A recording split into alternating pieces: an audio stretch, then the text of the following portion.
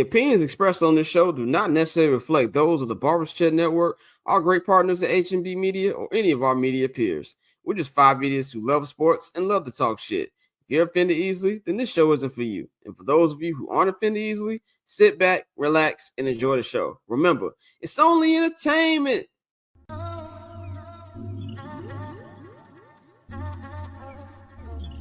So cool. Triple double hat trick, I know the code too. Ice trade, go for trade, yeah we cold too. Getting paper on display, haters old news. Money on the other line, so I'm not gonna hold you. Money on the other line, so I'm not gonna hold you. Money on the other line, so I'm not gonna hold you. Money on the other line, so I'm not gonna hold you. Money on the other line, so I'm not gonna hold. My agent just said we made 100 flat. Make it back and make it stack just like I'm Steven Jack. Put my rings up in the camera like I needed that. Up in the air and at the rim is where I meet them at.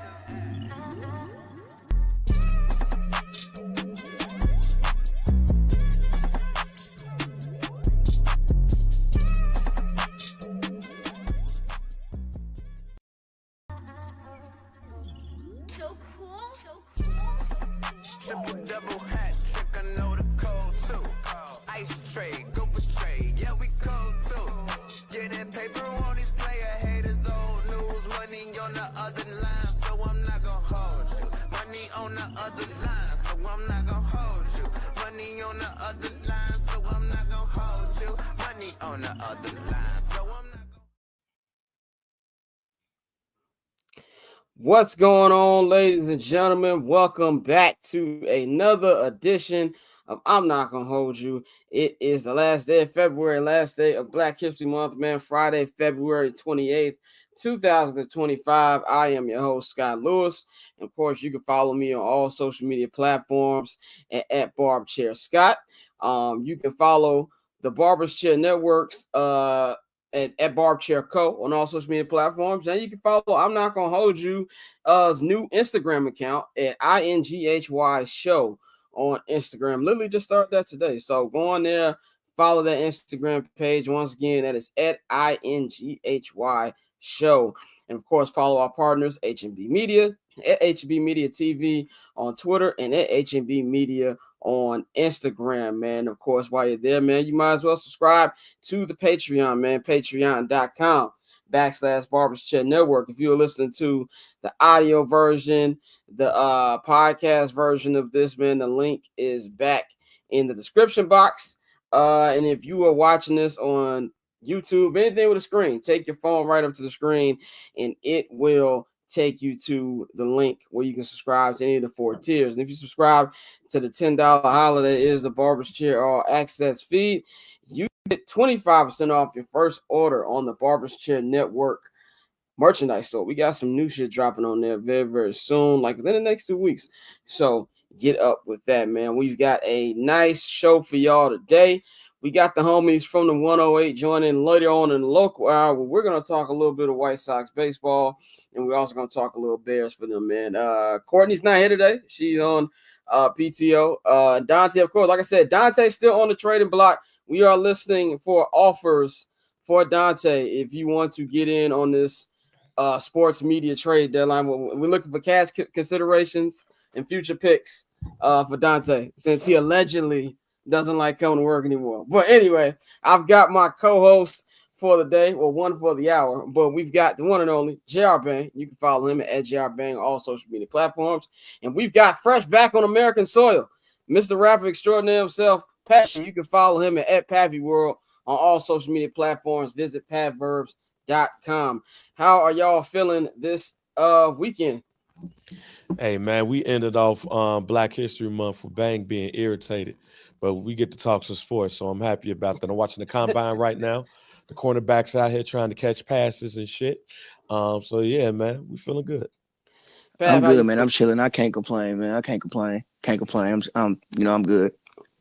New music coming out next week, by the way. New music coming out next week. If you haven't streamed the current music that's out, you need to go ahead and do that. The Bachelor 2 coming very, very soon. How does it feel to be back in America? The shit show of country we have. I wasn't happy about coming back. I'm like, look. My last night, I'm sitting by the Thames River, having a glass of Sancerre, about to go hang out with two Afghanians. Afghanians. Okay, don't let Trump hear And that. I'm like, man, I don't really have to go back, yo. I could just stay, man. But we here, whatever, we here. Especially after the day. Right, exactly. Especially after today's events at the Oval, man. Bro, But they said they kicked that man out before he could get some food, G. They said I don't believe he was kicked out. They said the catering was like they didn't even go eat yet. The catering was still outside, bro. I'm like, gee, what? Here's my theory. I don't believe he was kicked out. Because he sounded like something. He just looked like he left, and the White House to save face said he kicked that nigga out. It's like when you say I quit when you really got fired. That's what it was. Orlando and Chase said Dante the Gills Arena for cash considerations. Yeah, that's a good one. I don't want nobody from that roster over here. So yeah, send cash considerations. You don't want to give Rashad McCants back?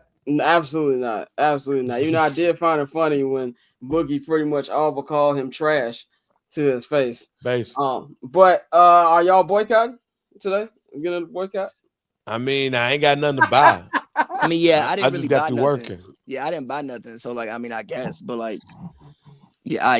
Yeah, but I like default on boycotting. I didn't have nothing about it. Yeah. If I had something about it, it's very clear. I mean, there's nothing on Amazon Prime for me to watch. No, their selection is terrible. They got some shows. High octane voice. They got some shows. What show? Cross is pretty good. Cross is pretty good. Yeah, no idea what you're talking about. You I'm never straight on that. Well, he know I'm bad. You heard of Cross, right? So. No. All right, most of the heat is not on there, but if you haven't watched this week's episode of Paradise or this week's episode of Severance, if you have, those are two of the most high anxiety inducing episodes of television I've ever watched in my life. I was yelling at my TV yesterday, "Run, bitch!" on Severance at the end of that. You'll see what I'm referencing when you go ahead and watch that. Okay, so now I can watch Severance and actually be like, "Oh shit." Yeah, I mean, yeah, it's still a slow burn. If you don't like the first season, you're not gonna like this video. But because I don't want to, while spoiling it, this last year was them trying to figure out their outside person and their inside person knowing about each other. Now it's about the white boy, well, one of the white boys, Mark, trying to find his wife who still works in the Severance area. So it's like yesterday shit kind of hit the fan. Paradise was incredible. Yeah, Paradise is, yeah. Hey, Sterling K. Brown got to get all the awards. All the Emmys. That show got to get all of the Emmys and shit. That was, when I say quality thrilling television, the only Lioness is the only show in the last couple of months that made me like at the edge of my seat. But the acting for this was so much better. It was so much top notch. So yeah, and what's crazy is they're gonna put it on ABC. During the summer. They're gonna put it on ABC. But get ready for season 2. I did see when they was talking about the French Alps and shit. So there's other couple of joints out there. But nah, man, I love that shit. But Cross, I believe, I truly believe, and Scott, I'm not gonna put you up in this, but I truly believe a lot of black people like Cross. Because it was like, all right, man, black man got a role, so we got to support it. You know what I'm saying? That's probably why I thought it was supported. Yeah, y'all supported. Okay, so I put you in there. Y'all supported Cross like y'all supported the new soul food restaurant that eventually closed down. No. I thought I'm not. No, I wasn't that. No.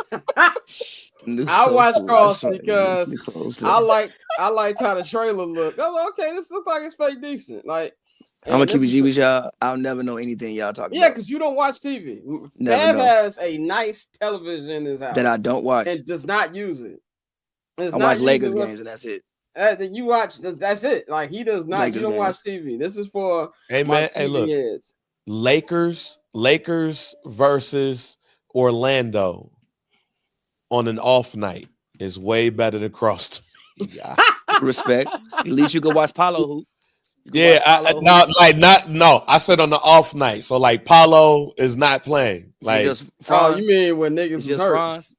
Yeah, it's just Franz. It's Cole just Anthony. Franz and Black. it's just Franz and Cole Anthony and 10 That's niggas crazy. named Ted. Look, I thought it was decent. Now, granted, I watched it during my little 2-week holiday hiatus when I had nothing else to do. I tell you what should have been good, but was boring as hell. 0 Day. On Robert De Niro and Angela Bassett. 0 Day was... The first episode was good. The second episode, I tried to watch twice, and I fell asleep halfway 2 times. That was God telling me. Yeah, the second to last episode, I was like, all right. But yeah, I feel you. It does go. Yeah, I need, especially for a limited series. Like Netflix got this thing of hiring great actors for a limited series, and it'd be trash. Like the Coleman Domingo series was terrible, and yeah, that's another show you like. It was another show you watched because it was a nigga. I think he's a really good actor, but Netflix, like they did, and it's the same. It was literally the same storyline as that terrible Kevin Hart and Wesley Snipes limited. That movie was hilarious. It was terrible. I hated it. That was a comedy without being a comedy, but it was a comedy to me. Yeah, it was just bad. So I'll say I rewatched Ozark. I didn't like the end of the first time I saw it. The second time I saw it, I was like, okay, I understand it. It makes more sense. But we need a Here Nigga Damn like movie. And there's TV. A lot of TVs that's Here Nigga Damn. Like Here Nigga Damn TV. And I hate to say it, it's a lot of black TV. I don't want to say that, but there's a lot of black TV that's a Here Nigga Damn. Here Nigga Damn TV. Like if I gotta hear one more time that Living Single, the friends were stolen from Living Single, like that's it's not the first time white people have stole something from us. Number 2, I find Friends funny. Sue me. I like the theme song, A Living Single, but okay, like it's unrealistic that they had you think it's 6 people living in that big Manhattan. And what was Queen Latifah's her job? She was the owner and the editor-in-chief of Flavor magazine. Yeah, and there was 6 people in the apartment. How many of them had jobs? To be fair. This was New York in like 1988. It was the 90s. It wasn't 80s. It was 90s. Rent was probably. It was better than what it is now. I'm just saying, if you're gonna call out the inconsistencies in Friends, call it out in that show. That's all I'm saying. So, Ben, you still muted again, unless you talking to somebody else. Oh, I hit that button. I hit the button. But Reggie. Oh, hit the alarm though. Still, you gotta hit the alarm. Oh yeah, I gotta find. Nikhil's not here, so I'm moving slow today. So we will be playing that. But Regine, I think, was a secretary. There we go. Oh, that's fine. What's up? Her cousin, that ended up with Overton. She worked as a secretary at Flavor. And Maxine didn't live there actually. Maxine didn't. Really, the only 3 that lived in that apartment was Regine, Khadijah, and Kim Cole's character. Overton and the dark skinned nigga, they lived upstairs, and Mac came up there to eat. I wanted to talk about this we'll talk about this on Summer Sessions, because I want to talk about what was the top, what's your favorite TV show theme songs. So I'll add that on, even though I know Pavy don't know. What song? I want to know what theme song does Pavy know from TV shows? The Sex and the City theme song, and the Power theme song.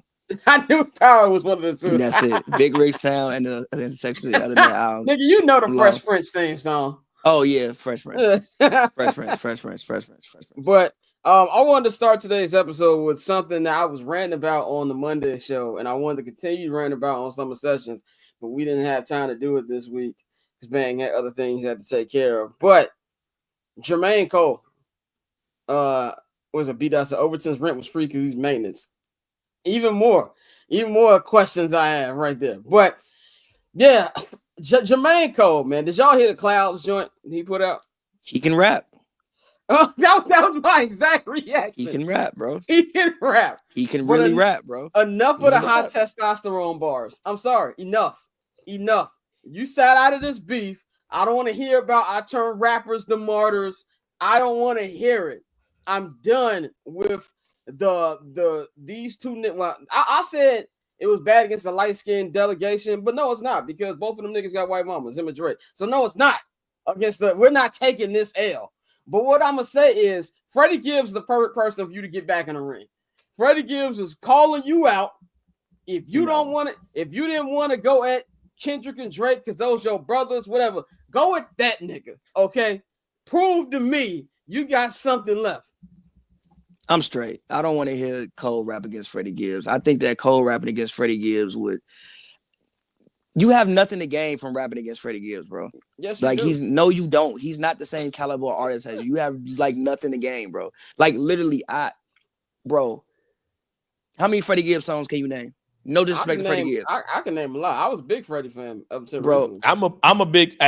I'm a big Freddie fan. I get you, and I got my take after this, but I'm a big Freddie fan, so people are. But like you would stand nothing to gain. As far as him about to rap with some martyr bars. Trumpito bullet was for me. I almost threw my phone in anger. but as far as the term rap with some martyr bars, I mean, like, it's funny in retrospect because again, you didn't rap in the beef, but I do think that beef was a little bit different. Like that just wasn't a regular we rapping against each other beef. That was a little bit different. Bro, he 40 years old. He know where beef can go. No, it was only wait a minute. It was like only different. It was only different when Drake mentioned that man family. It could have still been respectable for Cole. I'm sorry. I don't want to hear that. It went left. It only went left after Drake did that. If Cole ass want to tell everybody he's the best, then he got to show it. This is the equivalent of, man, I could fight. I just didn't feel like fighting that day. Exactly. I didn't want to scuff up my Jordans or some shit. No, nigga, rap. At this point, I agree with you, Pavy. He has nothing to gain with rapping against Freddie Gibbs, but that's what you get for walking away. You find yourself in no-win situations. I think we've all had a fight where it was like, I ain't had nothing to gain from this, but I still got to whoop a nigga ass. Like most fights, you ain't got nothing to gain from. Here's my problem with that thing that Pavy is saying. When you said yes, nothing to gain. So you said I agree. They're not the same caliber of artists. Obviously, he's in the top floor. I'm not gonna say Gibbs is like tier. He's an underground legend. No, Gibbs is he's an underground legend, bro. He's more than just an underground legend, bro. He's an underground legend. You just don't listen to Gibbs. No, Gibbs is an underground legend. You doing albums with who is dude? Malab? You like no Gibbs is a underground don't mean. Oh, did you just disrespect Mad Lib, fam? Yes, he did. He's Mad Lib. He's an underground legend. Gibbs is an underground legend. Bro, I'm not saying he underground legend. He can go do 3,000 seat shows for the rest of his life. That was a low key diss right there. He can How? Look, what man. You mean 3,000 ain't good? He's more than an underground legend, bro. He's more than. Are we sure about that? Yes, I'm very sure. Look at the Billboard charts. He's a Grammy Grammy nominated underground Killer legend. Mike won a Grammy. Okay, Killer Mike is more than. He's more than Killer Mike's more than underground legend. All right, bro. I be forgetting that Pav is a Billboard baby. Well, if it don't come on here on Billboard, it ain't got nothing. Killer Mike not underground. Who? Killer Mike is he's a mainstream rapper to you. Yes, he's a mainstream rapper. All right, if you bro. win What a are we Grammy, doing? you're a mainstream rapper. That's not how it works, bro. If you win a Grammy, you're a mainstream rapper. He's been on. Goody Mob is more mainstream than Killer Mike. Bro, remember I just told y'all I was rewatching Ozark. Killer Mike has a what's called a cameo on Ozark. He has a cameo on Billions. These are white people TV shows. He is not just. He's a mainstream artist. No, he's not a mainstream artist. But he is a. No, he's a mainstream artist. Name me a Killer Mike record right now.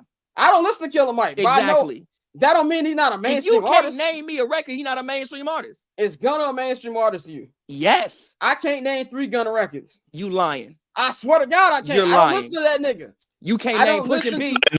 That's the only song I can name. Pushin' P. Pushin' P. That's you can name one. You can't name the F You Mean record. I've never heard that damn life. You're What's lying F You Mean to record? Yourself, G. I've never heard that. Y'all lying, bro. Y'all lying, bro. Lying. Pav, look at me. I'm not lying. I know you heard that record, G. I probably did. You said, "Can you name it?" I can't name it. Listen. I work in radio. I heard a lot of Gunna songs. That don't mean I know the name of the song. I bet if you in that radio building, you ain't hearing the Killer Mike records. Yeah, fam. Fam, as many times I've been to Atlanta to work, yes, I have. Okay. Respect.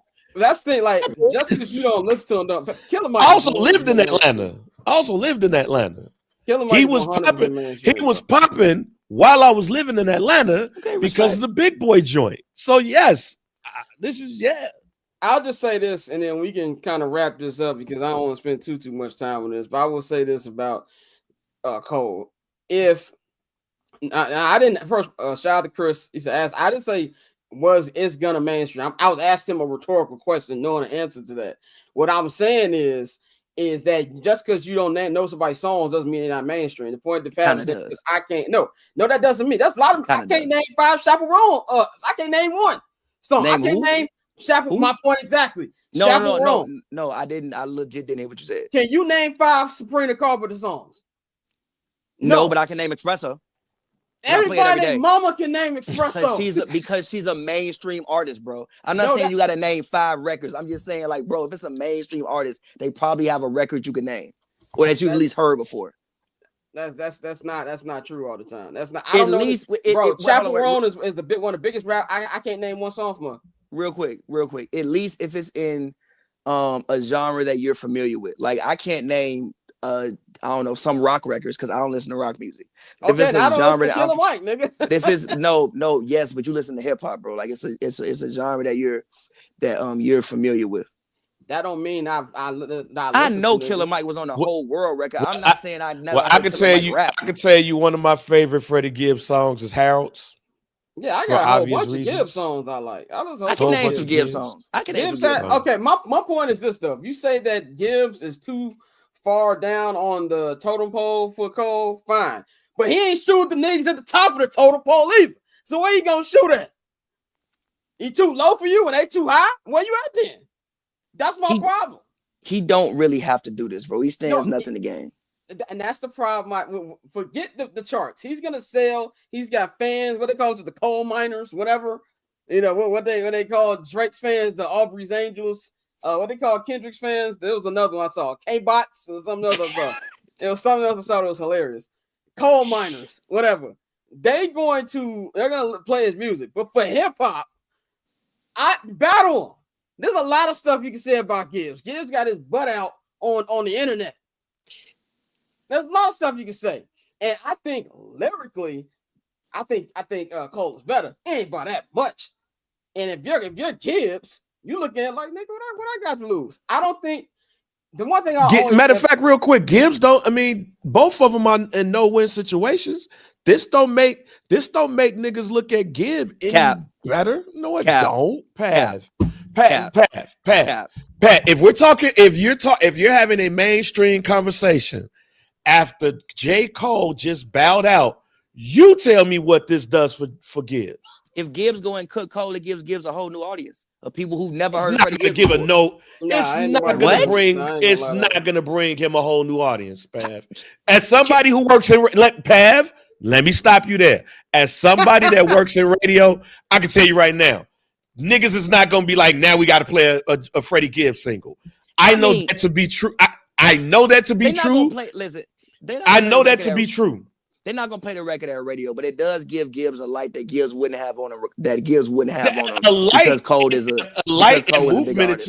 A light and movement are two different things. There, it's a light because it's a battle, but nobody gonna give a damn about it by the end of the day. So I'm gonna tell you what's gonna happen. Two things gonna happen, Pav. One, niggas gonna be like, oh, so now Cole want to get into a battle with somebody where he could have just went ahead and just did the whole Kendrick shit. And then somebody's gonna say these niggas just want to be Kendrick and Drake right now. This is literally a no-win. Matter of fact, if I was anybody, this is to any rapper. Don't try to battle nobody. Leave that shit alone. You're not even the undercard of a Floyd Mayweather fight right now. Niggas is just basically like you gonna be copying people. I truly believe that there's not no battle, there's not no rap competition that anybody can have right now, especially when Not Like Us is still on the charts. Nobody is really gonna give a damn. Yeah, it's not Roman Reigns versus Seth Rollins. But it's a good little mid-tier joint. You know what I'm saying? It's just We don't the care, match. bro. The We match, don't care. bro. That match is gonna be the third match on WrestleMania, G. But it's on we don't care. WrestleMania though. It's on we don't care. WrestleMania though. We don't care, bro. Yeah, we don't care. That match is Chris Jericho versus Fandango, my nigga. Cole, just go make your album. Just Put make your his album. out That's and it. retire, bro. I don't want to hear if no that's what high you want to do. testosterone bars on this album, Jermaine. I don't want to hear it. Whatever, and we're not going to get into Drake's win-loss record because I don't want to be yelling at Pavy for the next 45 minutes. It's 2-1, but whatever. It's 2-2, and he has a 500 record. It's 2-2. You know, 2-2. He beat Common. He beat Meek. And The Common thing don't even really count. It counts. Common put out a whole song. Yeah, but Drake never made a whole record about it. He didn't need to. Skate Scheming verse, which I played on loop the whole ride from Atlanta. It don't matter. That's a dub. That's a dub. It's 2-2. It's 2-2, and he got a shit pushed in by pushing. We all know he didn't. With Kendrick. Yes, he didn't. Yes, he did. He had to. No, he didn't. Drake said himself. I don't care what Drake said. If Drake could walk to me and tell me what, and I'm gonna say, shut up. Ladies and gentlemen, this is Summer Sessions right now. Right. I don't care what Drake said. I don't care what Drake said to LeBron. Welcome I don't to care what Summer Drake Sessions. said. I don't care what Drake thinks. He didn't lose. For anybody who hasn't subscribed to the Patreon, you need to subscribe to the Patreon because this is the kind of content you get Literally. on Summer Sessions. So we don't want to spend too much time on this because we do got a lot to talk about. But I will just say, for this, I'll give Drake this one credit. Drake might lose, he might win, but that nigga ain't never ducked a fade. I'll give Drake that. He'll always come outside. That's one thing I will always give Drake is that he come outside. He said, Pab Manson, blackface. Pab, I don't care. I don't care. That's not rap. It's not bars. You told me that I'm not a bad. You told me I'm a bad parent. I don't care about his parenting skills. Duppy was hard. Get in the booth and rap. No, Duppy beat was hard. That song was not hard. You're lying. Now it we're was a menacing beat when he said nothing. Now we're lying. Okay, he said nothing. Now we're lying. Anyway. Now we're lying. But whatever. It's fine. Let's move on to basketball, man, because that's what you guys here to talk about, man. I want to start off with the current face of the NBA. That is LeBron Raymond James. We've been talking about not just on this show, but on every show in sports media about who's going to be the next face of the NBA. And there's been a lot of different comments on it. Channing Frye had a big rant on the Road Tripping podcast. We talked about that on Monday. And they asked LeBron, it was either before or after yesterday's Timberwolves games, what he felt about Anthony Edwards saying he didn't want to be the face of the league. And I've got the quote. I will have video here, but like I said, Nikhil's not here, so we're doing a hood production days. I'm gonna read the quote. Bron said, and already said he don't want it. He ain't trying to deal with that shit. I mean, Channing Frye said the other day too. Like, I mean, it's unfortunate, but like, why do you want to be the face league when to put all the people on, the cover of our game and talk about our game on a day-to-day basis, shit on everybody. To have that responsibility is just weird energy. Channing said it perfectly. Could nobody say it better? No. But no, Ant said he don't want it. He ain't asked for it. But I knew there was responsibility for me, not only for my family, my friends, my community, and whoever was going to do blah, blah, blah, blah. What else you got to say? Strive for greatness, all the other stuff you probably saying. LeBron James got a lot of nerve. The reason I say that is because I've never seen a league like the NBA complain about how the media talks about the league and wants to blame them for wherever you think the league is right now. Money-wise, they're at a whole nother level with this new CBA, the new TV money kicking in. We're going to be talking about the second apron later on in this hour, why that's going to be moving into effect. They're making money at an all-time level. You can say whatever you want to say about that. Ratings down, interest, whatever. You don't see other leagues blame the media for this. Is there a little more of the NBA? For sure, because it's more of a player-driven league. Unless you're a football diehard, you're not going to know if, I'm not going to say Tom Brady because he's very noticeable. CJ Stroud walking down the street. The average person who doesn't know football is not going to know who CJ Stroud is walking down the street. You know Jason Tatum. You know Luka Doncic. You know John Morant. Obviously, they're ridiculously tall human beings, so that helps. But the NBA, I feel like, is voicing too many problems with the media. Like, niggas' job is to talk about y'all and talk about where it's going. The face of the league. LeBron has crafted his career in such a way and put it into the public that he wants to put his story out but he don't want nobody to critique his story. And that's a problem I get. I know this is super, super old, 15 years ago now, but you can't come up there and do a 75-minute show like you did with The Decision 15 years ago and say, oh, they're talking about me too much. Like, what are we talking about, man? And to me, it's just we're doing too many things of outside of actually talking about what the issue is with the NBA instead of blaming other stuff. Media gonna always talk. It might seem like it's a little more because of social media and things like that. I remember when Michael Jordan and his father died. They're like, oh, well, did Mike have something to do with his father getting clipped? You know, what's he doing this? It's always been a thing with sports and with athletes. I think we got to stop blaming the media for whatever is the main problem with this league.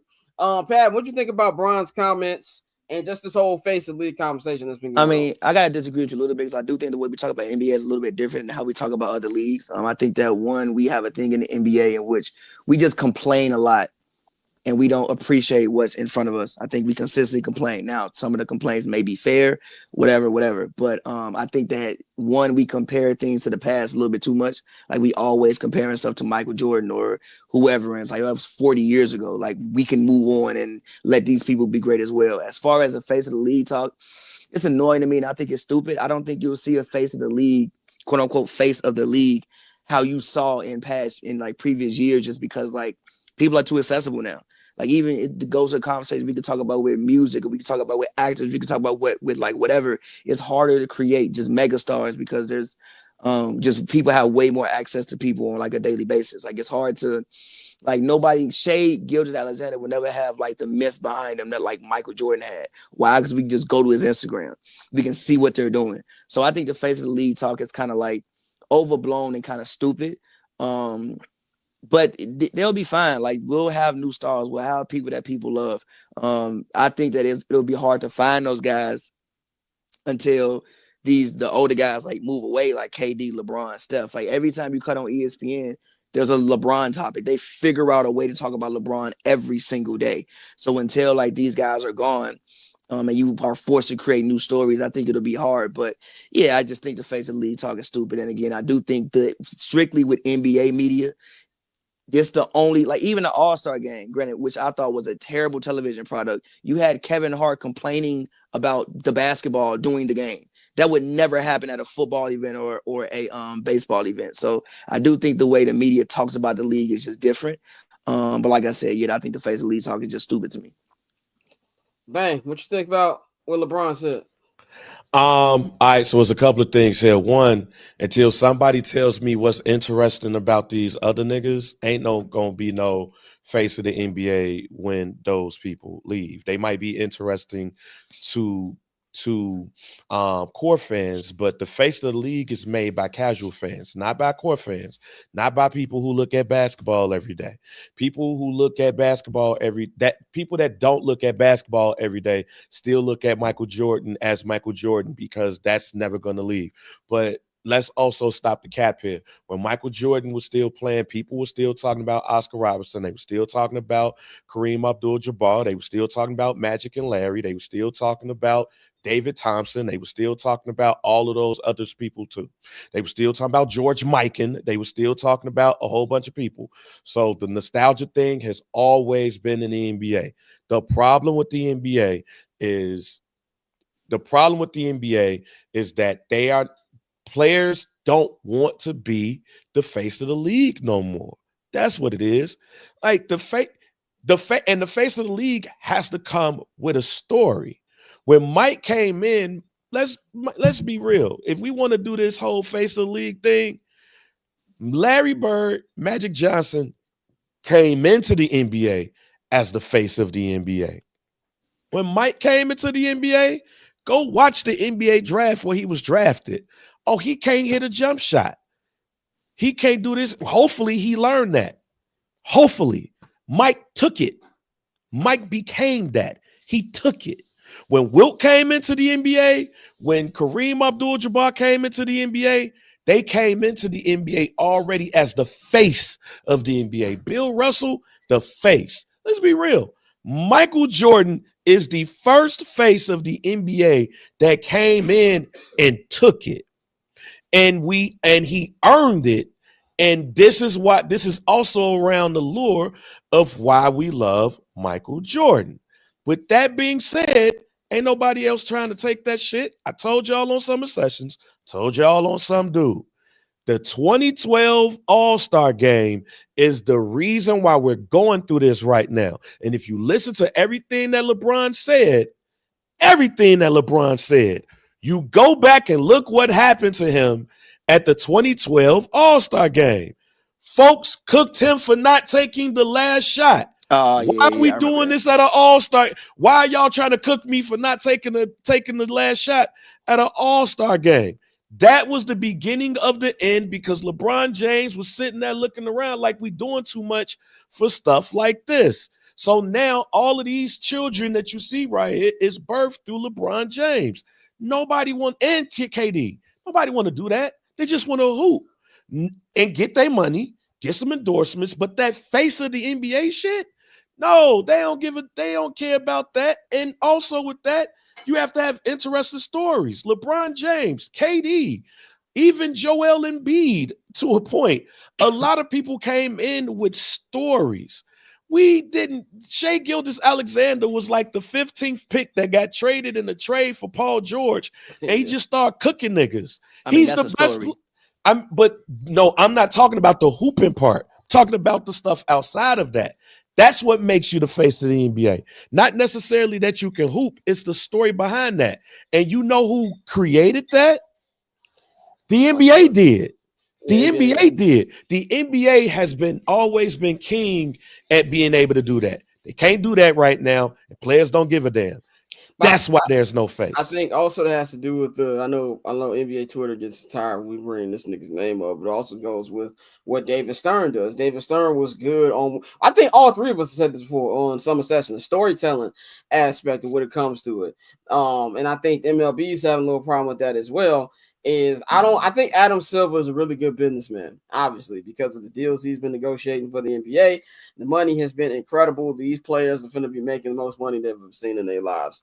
But from a story perspective, like it's kind of like what Bang said. My only issue with LeBron's comments is don't act like you ain't got nothing to do with this.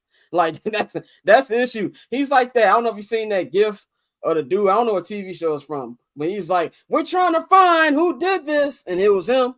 You're part of the problem. Like when you talk about that All-Star game, I remember they just showed it on NBA TV not too long ago. He was drunk at the All-Star game tomorrow. I'm gonna be in the dunk contest tomorrow. He was cooked and saying did not do the dunk contest. Like you're part of it. Like I understand why he would say, "Oh, if anybody knows what the negative side of being a face of the NBA is like, I would know that." I get that part, and I don't even understand what Andy's saying. But like I said on Monday, I don't think the niggas got a choice. When you're the face, it's automatically the fans decide who's going to be the face. I think what we struggle as Americans is that we don't want to accept that the next face of the NBA ain't finna be from America 9 times out of 10. No, that's why I think we want Ant to be it so bad. First of all, that too. First of all, Ant's not good enough to be the first in the NBA. Number one, which is the thing that we have. No, he's not. No, Ant is probably will be a Hall of Famer. He's not face of the NBA good. Like, so stop. Number one, and. Also, I like Wemby is a guy who I think like if you could do a face of the league, he's a handsome guy. He speaks English well. I think he's and like he says all the right things. Like if there was gonna be a face, I think even Ant said it's Wemby. I think it would be Wemby. It can't be Jokic because Jokic doesn't care enough. He also don't speak English good enough. You can barely even understand what he's saying half the time. But a guy like Wemby could be the face of the league if you just must have a face of the league. Look, man, I want to ask this question to y'all and the audience. Do niggas really understand that the face of the NBA ain't got nothing to do with just hooping? Yeah, exactly. But that's why I've always said we throw the word superstar out there way too much. The face of, when you say face of the NBA, that don't just mean you good on the court. Yes, it has everything to do with charisma, along with talent, charisma, stage presence, being out in the forefront. Do I think Wemby is about to be out doing the tonight the late night TV show run? He might. Yeah, he might. He might. Wait a minute. Chance in the park. Wait a minute. Until that happens, though, because that shit starts rookie year. That shit don't start 3 years down the line. Nigga, once niggas found out who Mike was on the Tonight Show. Mike was on Dave Letterman's show. Matter of fact, he was on Dave Letterman's show talking about the night. Great point. Kobe was on late night shows. Kobe was on the late night show. He was on Moesha, nigga. Like, face of the NBA, it's not just about ball. And that starts day one. Shaq Magic. Day one. Shaq platinum albums and shit. Day one. If we want to just have a hooping conversation, let's have a hooping conversation about who's just going to be the best NBA player throughout the rest of the after this is done. But the face of the NBA ain't got shit to do with hooping, ladies and gentlemen. The way people talking about it, it has everything to do with the entertainment part of basketball. Allen Iverson, face of the NBA. He was the face of the fucking culture after Mike left. After Mike left, he was the face of the culture. Whether we want to like it, he was the face of the culture. That's why when people have conversations about influence and Allen, and I see Mike, LeBron James, Steph, and Kobe, I say you take LeBron James off. From a hooping standpoint, LeBron James got it, but from an influence standpoint, you take that nigga off and you put Allen Iverson, because Steph changed the game. Kobe, face. Mike, face. Ivo, face. Hooping, remove Ivo and put LeBron James. Okay, if you just talking about because I thought if you talking about influence on the court, I'm talking about influence. When you talk influence, when you talk face, it is not just what you do on the court. That's why, look, Jason Tatum can hoop his ass off, but that nigga is the most uninteresting light-skinned nigga I met in my life. Colin Coward said.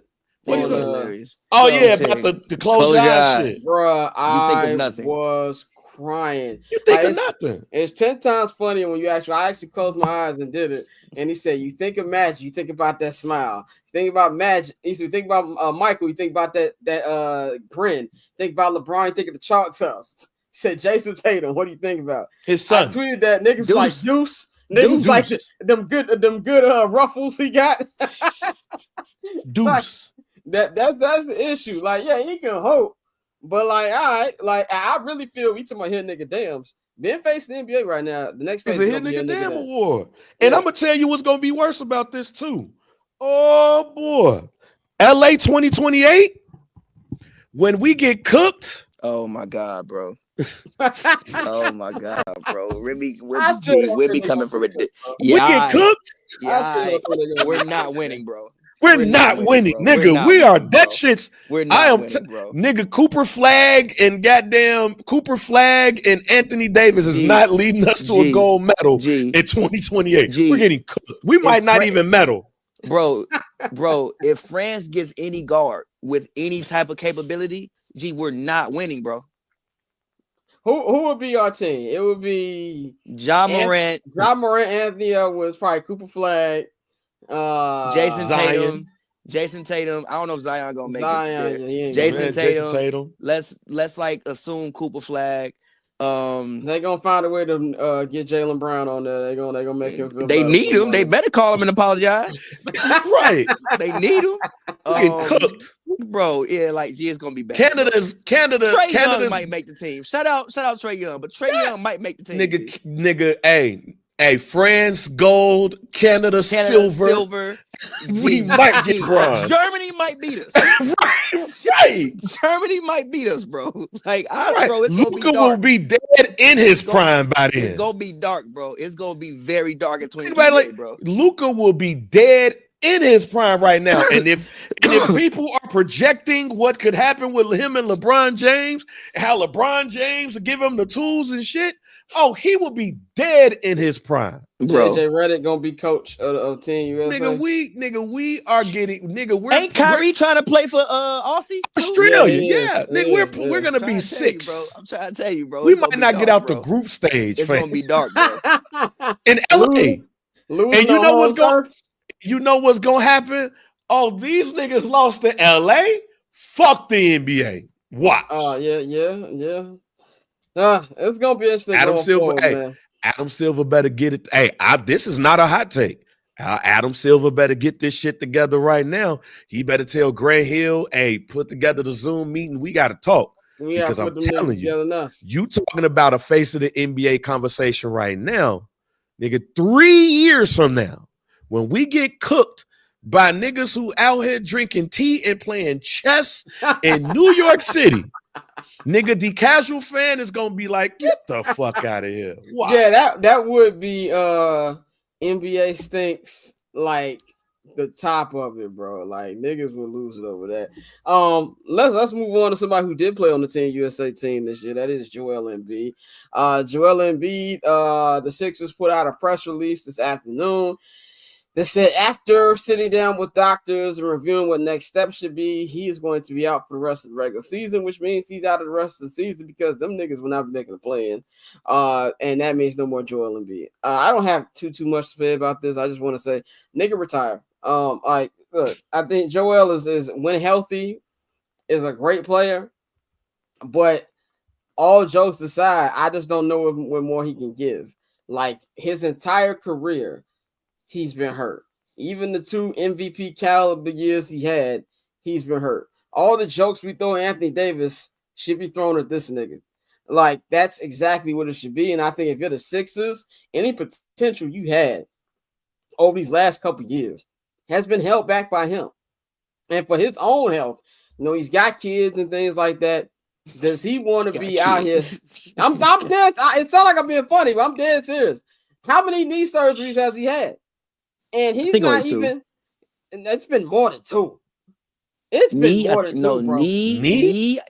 I think it's 2. Foot has been like 3 or 4. I think he had back surgery, knee surgery, foot surgery. Whatever. He in his 20s. He's not even 30.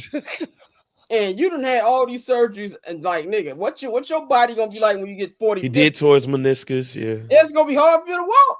You know what I'm saying? Like, all jokes aside, you just need to sit down, dog. Like, and Paul George saying, hey man, we need to I'm gonna stop doing podcast P so I can focus on winning championship, my nigga. You might as well and got cooked 2 hours later. Yeah. Hey, shout out to Teddy Hart, $20 on a super chat. Hey, go ahead, man. Anyway, we need to give a shout out to everybody watching the show. But anyway, what I was saying was we need to he just needs to go on. Like, and Paul George, you might take that play the Snoop Snowball microphone you got, hook that joint back up. Open StreamYard back up. You ain't going to the playoffs, brother. Pat, what y'all think about this? Pat, go ahead. I mean, it's just unfortunate for him, but they probably should have done that for Embiid 3-4 months ago, honestly, man. Like, he hasn't looked right the whole season. And then you just gave him a big deal in the offseason. I think you paid him $250, 3 years, $250. So at this point, you got to play the long game with Embiid. I mean, he there. You really can't even trade him. He would be a hard asset to even trade right now. And I mean, and what people got to understand also is their pick, the Thunder have it unless it's in the top 6. Yeah. So even when they were losing games, I'm like, yo, it would behoove you to lose more so the Thunder don't end up with like the 8th pick in the draft and you get nothing. Like, at least now you like, all right, whatever, we sit our guys down. It's just been a rough season. Obviously, McCain got hurt. PG got hurt in preseason. He ain't really been right. Embiid ain't been right. So sit those guys down, get healthy. Eric Gordon is about to be out for 3 months because he just had like a wrist surgery or something of that nature. So it's just been a rough season. It behoove you to sit down, get everybody right. And I mean, for Embiid, I mean, did you see the thing that they said he might have to do? They said they might have to break his hip bone. What? They said they might have to break that man's hip bone to structure something else, brother. Do you understand that when an old person breaks their hip, it might be over with? Whoa. I thought this was just a regular knee injury. Oh, nigga. No, bro. They said to do something. They might have to like break his hip bone to make something structured with something. They like going real quick. Different by procedures. the way, we will answer the super chat question in just 1 minute. Go ahead. Yeah. They're like weighing different procedures. So like, it seems like this is a very serious thing. Just sit down, bro. Get healthy. It's a thing where like, bro, we may not even see that man next year. this may be a thing. Next time we see Embiid, it may be 2026. So, just for him, I hope the man can, go get right. And, I think it's just an unfortunate situation for Philly. He probably shouldn't have played in the Olympics this summer, but he did. And yeah, man, I just hope the man can just somehow get right and like at least get back to playing basketball the way he was before. Yeah, I want to get to the super chat question. Shout out to Teddy. Wait a Hart. minute, hold on. I just got to say this. Yeah, go ahead. And shout out to Teddy Hart. I know it ain't the wrestler Teddy Hart, but shouts out to Teddy Hart. So you mean to tell me that Joel Embiid risked his life for the last gold medal we gonna win? And like, he did. Yeah, he did. He did. Hey man, sound like a patriot to me. Sound like a patriot to me, man. Like Thank you. America first, goddamn. America first. America first, goddamn it. Oh, you man. know, guys, ask the question. All right. Shout out to our very first super chat, man. Shout out to Teddy Hart, donated $20. He said, in the offseason, if two NBA free agents, free from CBA rules, held a prize fight style 1-versus-1 event, which y'all buy the pay-per-view, they earn more money in one night than the whole season, i.e. Kyrie and Harden could do it, cash in, then sign NBA deal out. Let me answer this as the old head. Let me answer this. Good. That shit would never happen. You want to know why? I think it was the 1994, after the 1994 playoffs. I'm just showing my age right here. Orlando, shut the fuck up. After the night, I think it was the night. What was the year that Orlando got swept by Houston? 95. 1995. They got Hakeem Olajuwon and Shaq together, and they were supposed to do a pay-per-view one-on-one match. And I think it was Shaq that was like, I think I tweaked my ankle. I'll just say it like this. NBA players are not trying to play one-on-one in front of cameras. The ladies will because they need that money. But the niggas, nah, fam. We do that one-on-one shit in practice. If y'all film it, have it as some B-roll footage, that's cool. But they ain't trying to do that shit, especially these kids right now. Again, niggas just want to go play 5-on-5 and then go fuck an Instagram model. That's all they want to do. I agree with that, but for debate purposes, yes, I would watch. Yeah, and you know who I would watch it. Hey man, Kyrie cooking a lot of niggas. Yeah, a lot of niggas. Yeah, but he gonna have to guard somebody though. I mean, yeah, that's true, but they gonna have a harder time guarding him. They gonna have a much harder. Kyrie's game is built off like a one-on-one type thing. That's what I think. I'm trying to think what would be the best matchup. I like to see KD versus Tatum. Oh yeah, KD versus Tatum. KD versus Tatum. I gotta see that. And you're right, man. It never happened because these niggas have egos and they would never allow themselves to lose. And that's kind of why I feel like the same reason people don't want to be in a dunk contest. With social media now, can you imagine the memes that come from that? Bro, Jason Tatum just got crossed to hell the other night, and I've seen that all on my Twitter feed. And they didn't even make the shot. Like he didn't make the shot. G. He went to the bucket, passed the ball, and then dude got fouled. That's the worst part. That's losing the worst recipes. Part. Yeah, that's a good one. DeMar is a sleeper on one-on-one. Yeah, DeMar is definitely a sleeper on that one, man. Shout out to Teddy, man. We definitely appreciate the super chat. If y'all want to send in y'all super chats, keep doing that. We appreciate y'all, man. Let's go to the Detroit Pistons, man. When the last time Detroit Piston basketball was something that people wanted to talk about? I think it was just a year ago, Pav. We were talking about this whole thing is going wrong, but you said that a lot of people were to blame for why that thing was happening. But now we look at it right now. These dudes blew out the Boston Celtics a couple nights ago.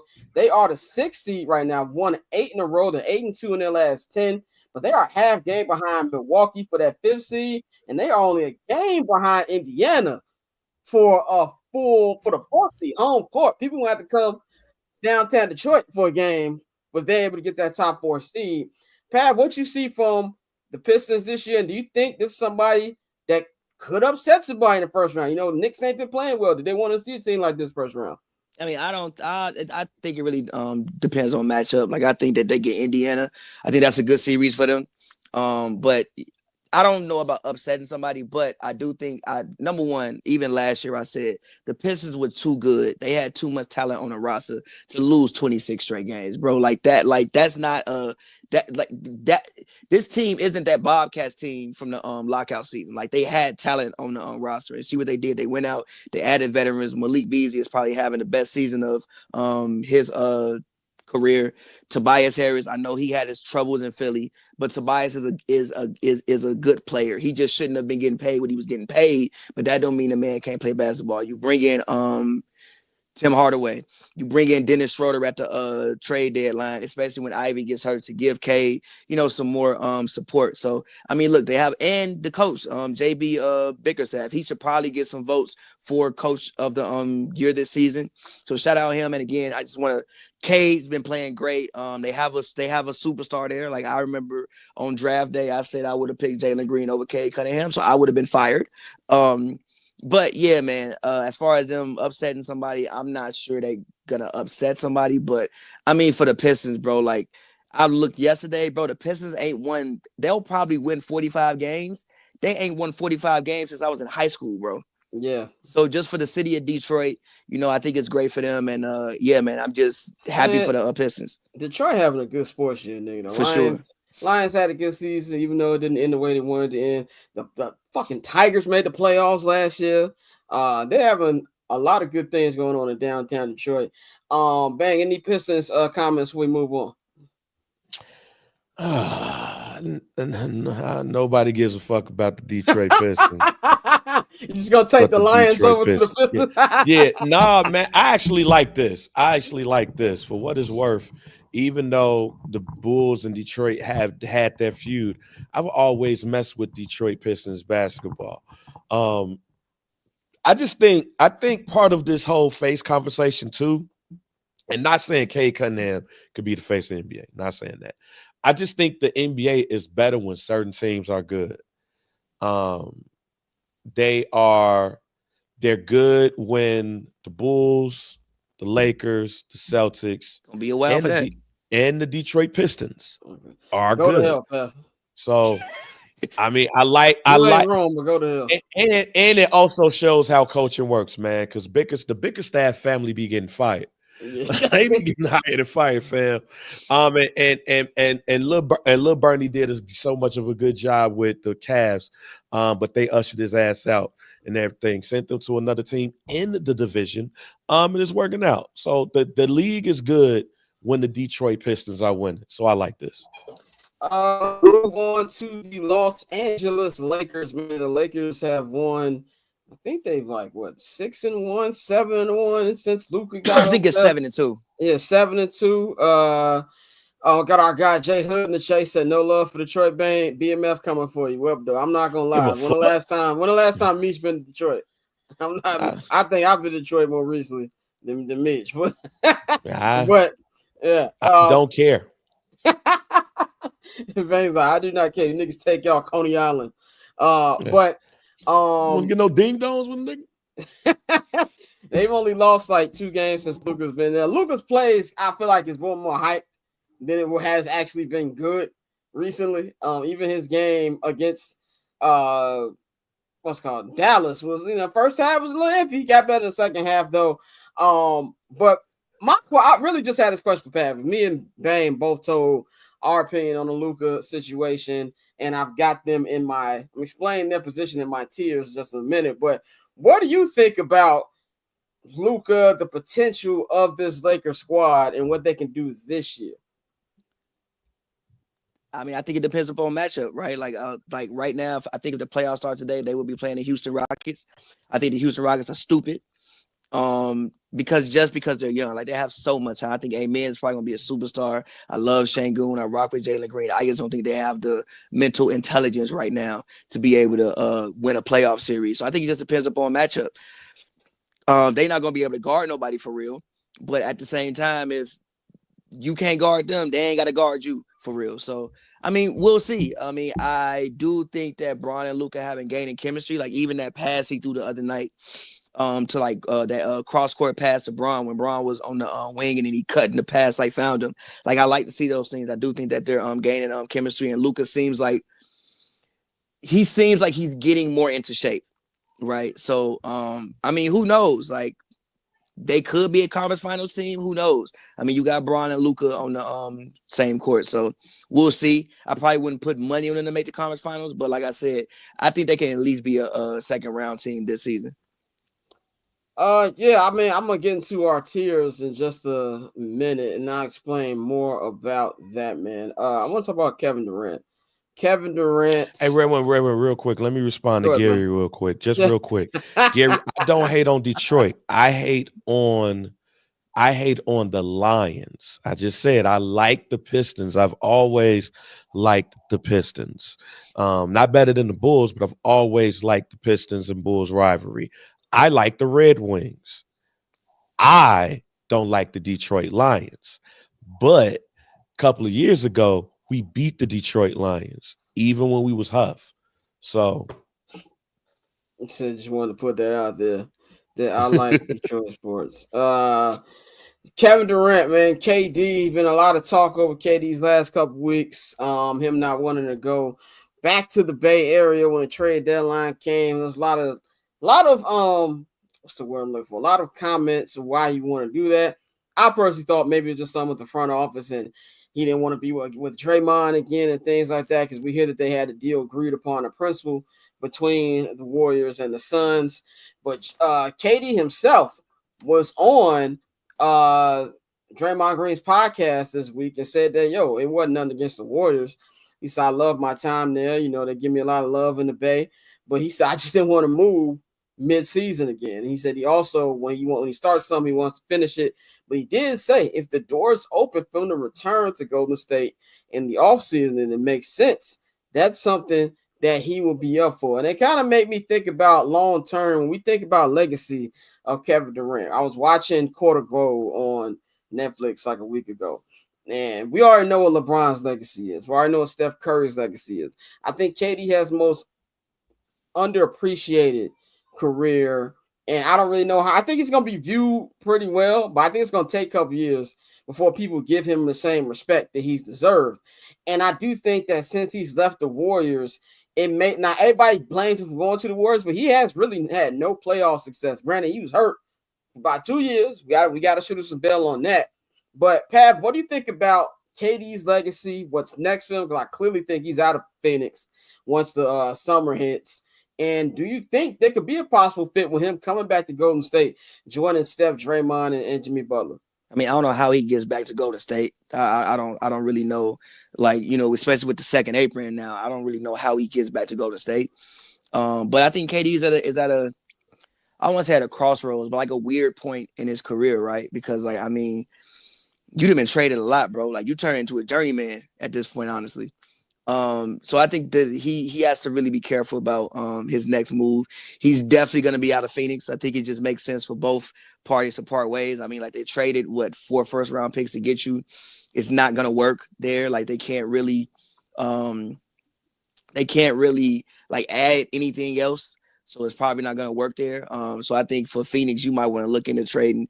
I probably wouldn't look into trading Devin Booker, but I definitely would pick up if you call me about Devin, I would definitely at least listen to your offers about Devin. Was that Budenholzer thing true? What? That came out? What that apparently he had a one-on meeting with Devin Booker and told his ass to chill out. Oh, yeah. I heard about that. He told him to stop being so vocal. Yeah, stop being so vocal and shit. And Devin was like, what the fuck? Yeah, I heard that. I don't know. I don't know. But as far as KD's legacy, I mean, I think KD might turn into one of those people where it's like, unless you were there and you watched it, you really wouldn't know. And I think a lot of it is just he did so much moving around. And it wasn't like I'm signing here, LeBron type moving around. It was like we traded you type moving around. So I think his legacy may be a little bit complicated, but who knows? Because I mean, the kids love him.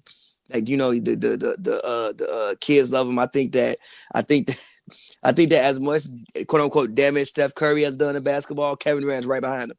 Because everybody who's 7 foot want to dribble now because of what they've seen from KD. So the kids love him. Like, his legacy on the game obviously will be here forever. But yeah, he's definitely out of Phoenix this offseason. I would enjoy seeing him somewhere like Memphis. Me personally, selfishly, I think him in Memphis would be would be dope for that team. I think they could really do something with him there. But we'll see.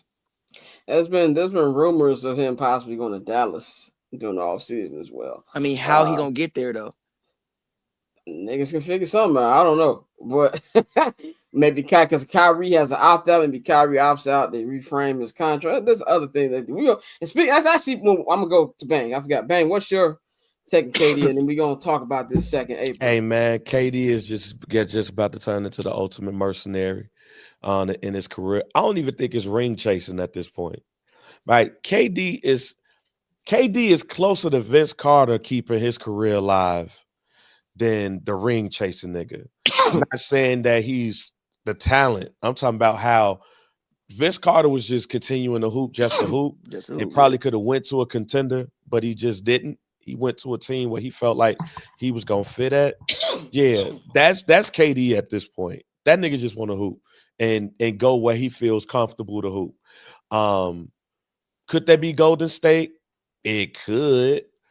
But then the only reason why I don't think it's gonna be Golden State is because Jimmy just re-upped his deal, Draymond there, Steph there. So imagine if he do this again. He's gonna do this with another. Yeah, that's what I'm saying. I'm not talking about the wash part about it. It's just he didn't go chase a ring. Like KD would fuck around and go to like Memphis, just be like, I want to hoop with Ja and sign a 1-year deal, and then go to Dallas the next year because I want to hoop with AD, and then the next year sign a deal with Atlanta because I want to hoop with Trey. I want to hoop with all of the players. Like, it's just weird. I don't like it's just weird with him. But he's gonna be a hired gun. He's gonna be a hired gun. I don't even think I really don't think he's just gonna be a hired gun to just go grab a ring.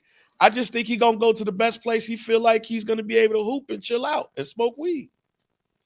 Yeah, well, it sounds like Golden State is the best place to do that. But Phoenix he just can't get there. I think they can find a way to get it done. I mean, they almost had a way.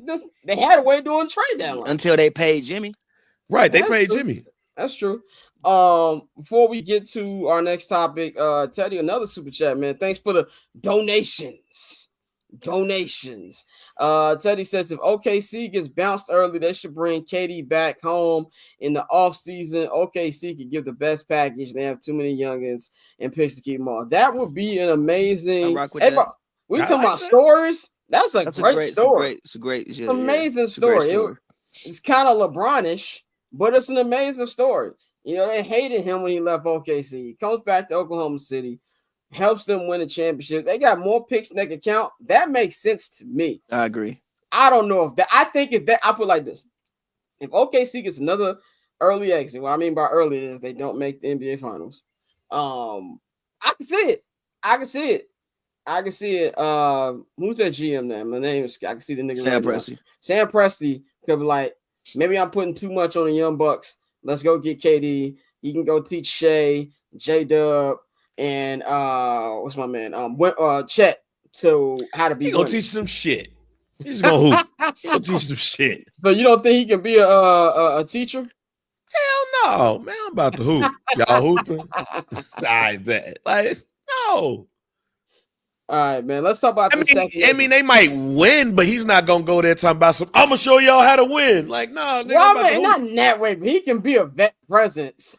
And help them in those moments where maybe they were too young. His vet presence is, I'm gonna hoop.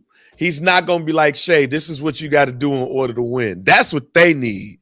They need this is what you got to do in order to win. Yeah, Cage is gonna go score 25 points. Right. I'm gonna show y'all how you win by giving me the ball. 25. Give me the ball. Give me the ball. Get out of my way.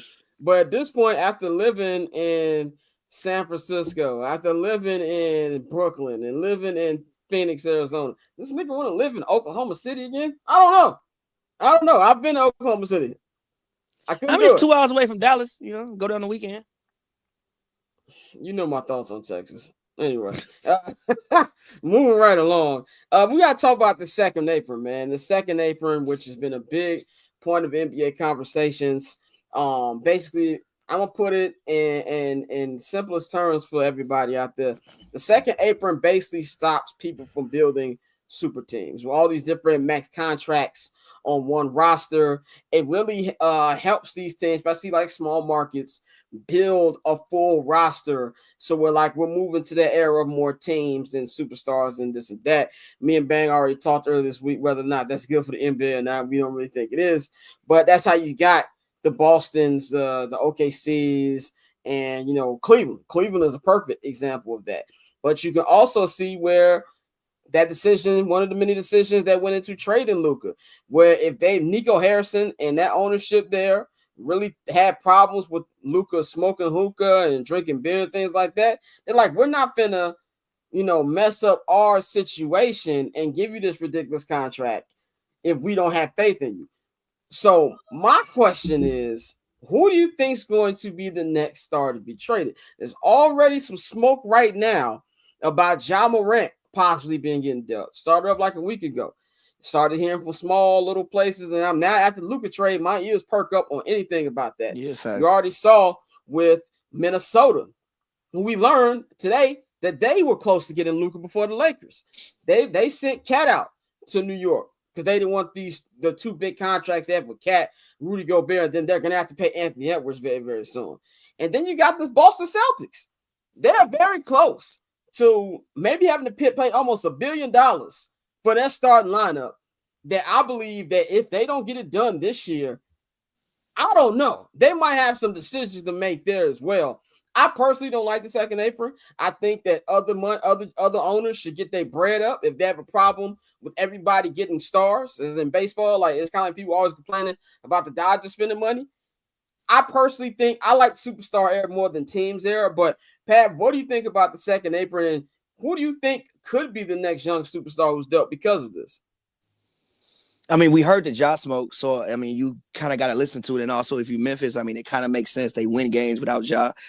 I also think at this point, Jaren Jackson is probably their best player. It's not. Well, I think historically, Jaren Jackson has been their best player. I think Ja, is their most exciting player. But at the same time, it still is a business. Ja does put people in the seats by doing what he does.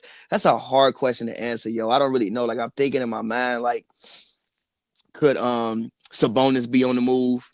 If you Sacramento, do you want to like just tear it completely down? But they just brought in Zach LaVine, so maybe not. I don't know. Like I said, I think you gotta listen to the Ja smoke. But if anybody, honestly, yo, Giannis. Like if you look at the Bucks, yeah, like how do they get better for real? The team is old. Dame is, I think, 33, about to be 34 years old. If I'm not mistaken, he's 33, 34.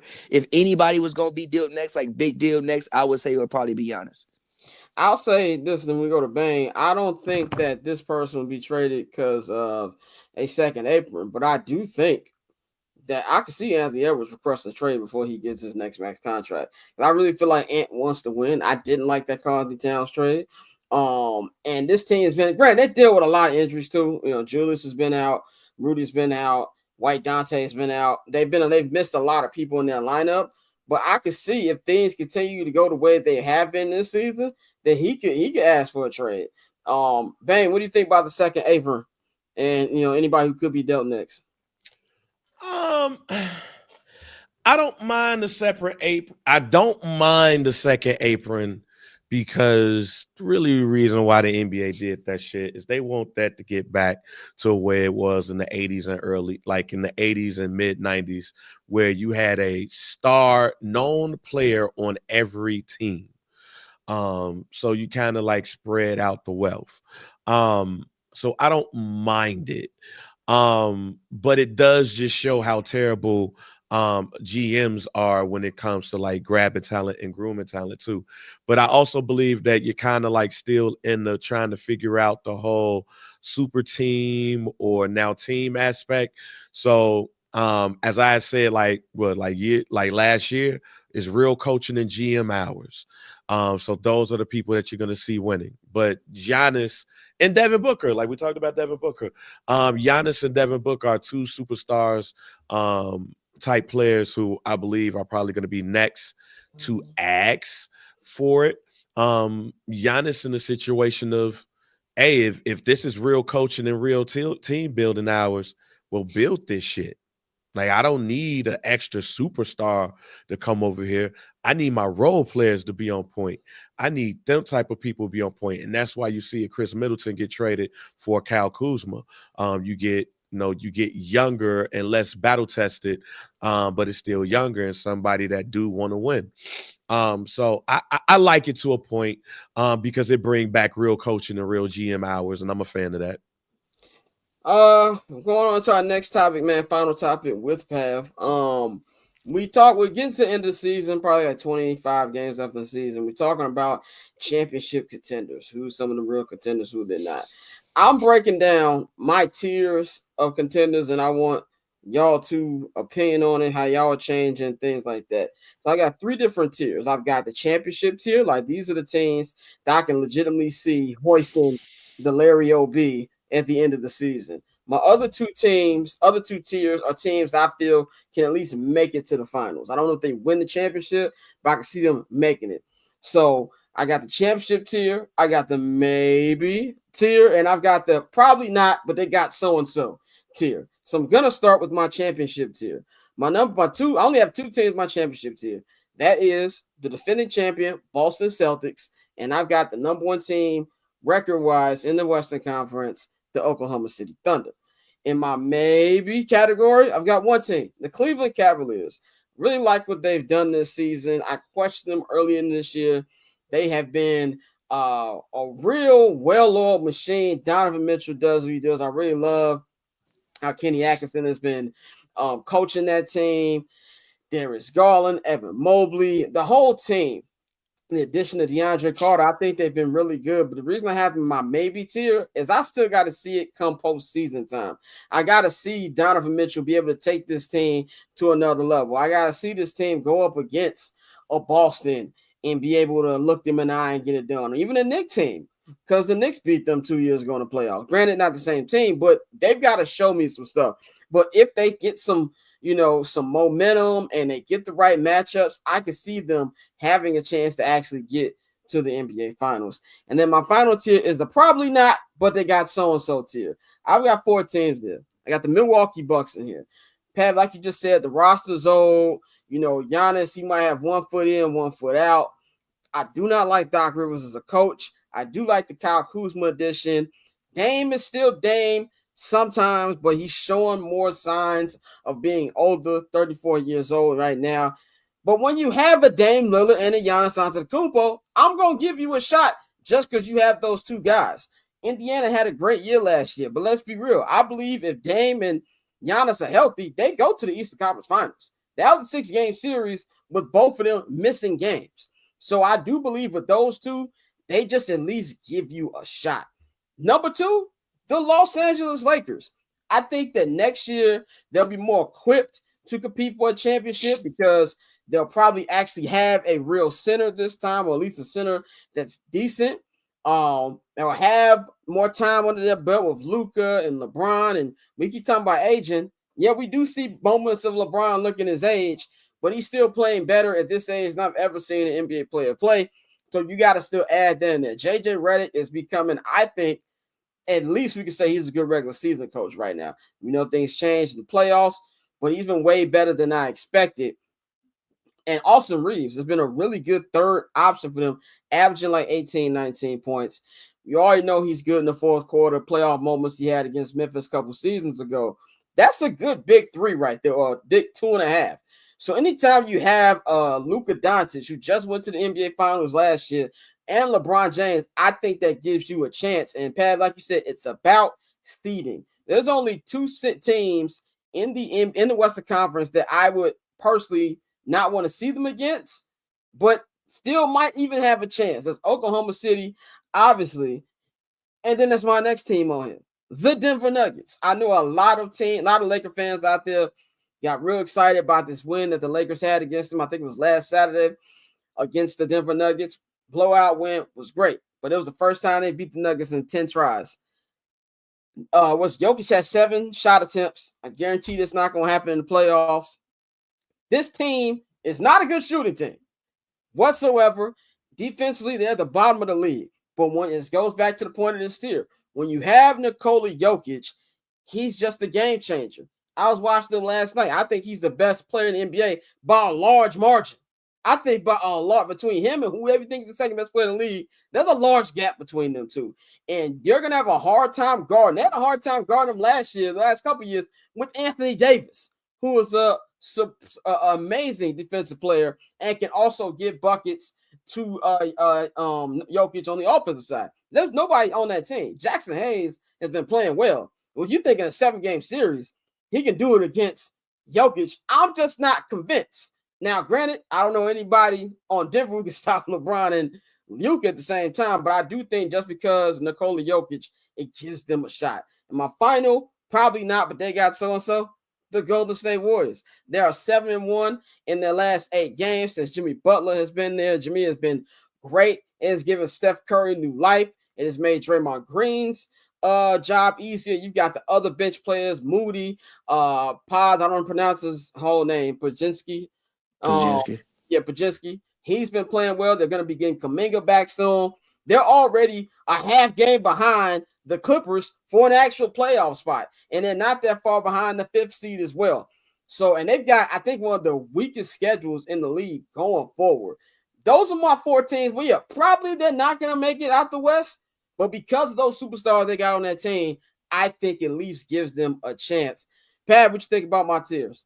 I like your tiers. I would just put the Warriors in the maybe part, and I would put the Cavs in the championship part. I think that just what Jimmy has done for the Warriors has just been incredible. I mean, I think what they've scored the most points in the league since he's got there, if I'm not mistaken. Yep. Their offense just went to a whole different level. Also, like, they can actually get points in the paint now. Like, they didn't get any points in the paint before. They can actually get points in the paint now. Also, he helps them defensively. And Steph is hilarious because he finally feel like playing basketball again. You not low. Steph and LeBron. That's LeBron. Y'all not low, bro. Yeah, that's LeBron playbook. Steph hit a half-court shot last night. Steph ain't hit a half-court shot in about 5 years, bro.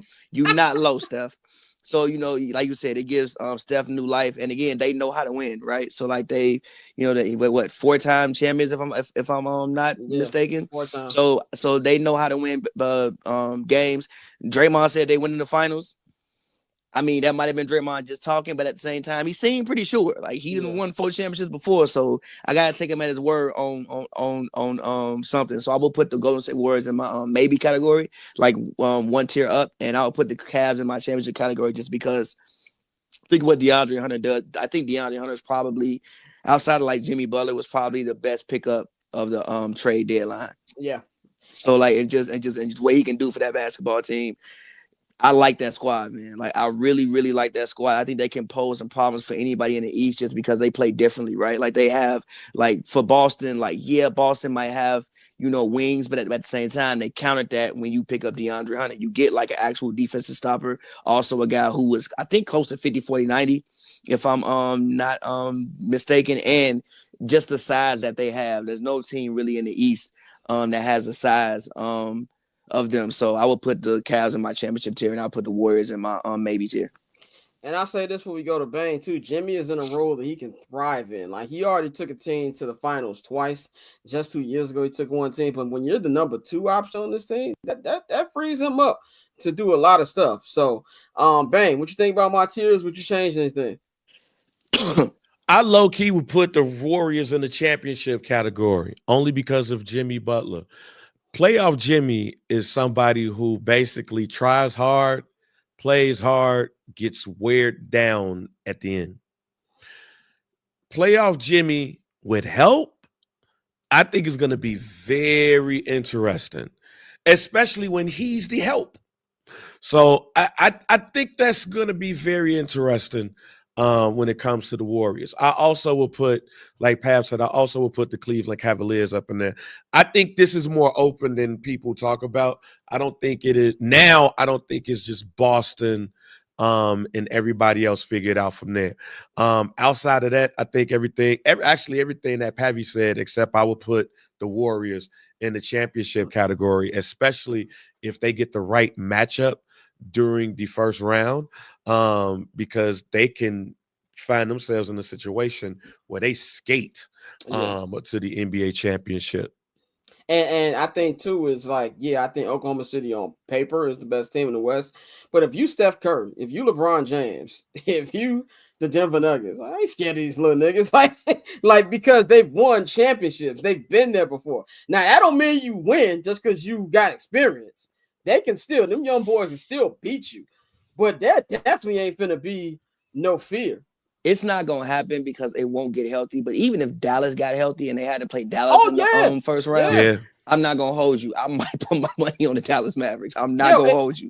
I saw they just gotta tread water till AD gets back. I saw what they did to Chet last year, and they have Anthony Davis, and they was assaulting them on the boards.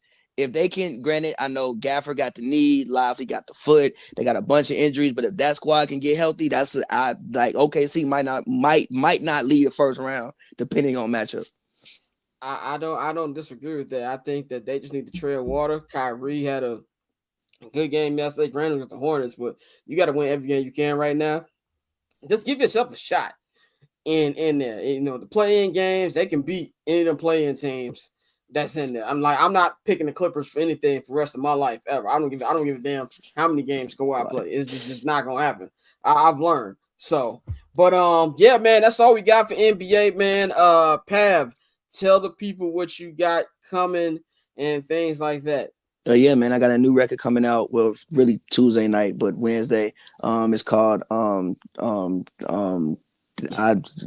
don't need no name of your no. It's called "It Could Be That Way." It's a really, really fun record. So, I think it's something that you could play and vibe to or whatever. So look out for that. You can always follow. You can follow me at Pavy World. Go check out pavverse.com. My other record that I've been putting out are also on there as well. So, man, appreciate good. Always good talking with you guys. And yeah. All right, Pav. Bring wine on Sunday. I got you. What kind? And I'm gonna let you pick. You the wine meister. So, respect. All right, nigga. I'll let you. All right, bro.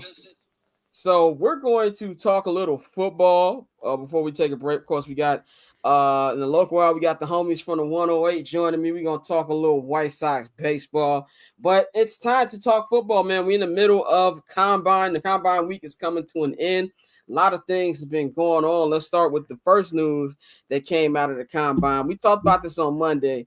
Would Matthew Stafford be going anyway? It was basically he told the Rams that, hey man, look, I want more money. Rams didn't want to pay him more money. Said, if you believe you're worth more than what is currently paid, go out there and set the market and see what you can get. And he met with the Giants, allegedly met with the Raiders, but we don't know what went down outside of Jordan Schultz and Ian Rappaport getting into it at Starbucks. Well, I didn't know that Jordan Schultz's daddy is the founder of Starbucks. Oh, Howard Schultz is his daddy? That's his daddy. Yeah, I found it out yesterday on Rich Eisen and Pat McAfee. That is his daddy. So kudos to him for actually wanting to work. Because let my daddy be I wouldn't be on this show right now. Boy, I was today years old. I would be on a boat in the south of France smoking, doing coke. Yeah. Doing something. I wouldn't be doing this if my daddy owned Starbucks. Yeah. So shout out to Jordan Schultz. I actually want to be a working member of the community.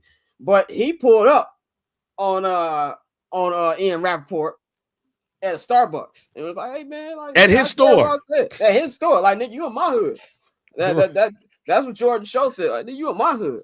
So I think there were different reports about whether Tom Brady actually sat down with Matt Stafford or did they meet at a trip in Montana. I buy that they sat down. I don't buy them niggas ran. Even though white people love Montana, I don't buy them just rambling in Montana. Nigga. I'm not buying that. He said, yeah, exactly, Orlando. I wouldn't even be Leo on Wolf Wall Street. Leo was working on Wolf Wall Street. I wouldn't be working. I'd be Hunter Biden. Yo, I'd be trust fund baby from Entourage, the one who was funding Medellin. That'd be me. I wouldn't be doing that. But he's going back to the Rams. They agreed to a deal that's going to be finalized over the next couple of weeks. You know, they got free agency and everything got to clear up, but the official Rams account has already tweeted that he's going to be back. We know Aaron Rodgers was flirting with maybe being able to replace Matthew Stafford in LA. But now it looks like Rodgers might be staying in New York in the same building, but just for the other team. The Giants are doing actual information on Aaron Rodgers. To me, on both fronts, I don't even know why the Rams didn't want to pay Matthew Stafford. Like, they the only team last year to actually give the Eagles some go. Matthew Stafford, even though I've called him Stat Padford his entire career, and I do not stand down on that because that's who he was in Detroit. He got better and had meaningful stats in Los Angeles, but in Detroit, he was Stat Padford. He's been excellent. You traded him for Jared Goff, championship first year, been competitive every year, making it to NFC championship games. And then even last year, you gave the champs their own fights. To me, that was stupid. I'm just glad that they were able to work that out, and he's able to stay in Los Angeles. For the Aaron Rodgers, to me, it's like this. You have the third pick in the NFL draft. I know there's been a lot of questions about Shedeur Sanders. Shedeur sounded mighty confident at the combine today, and there's been questions about Cam Ward as well.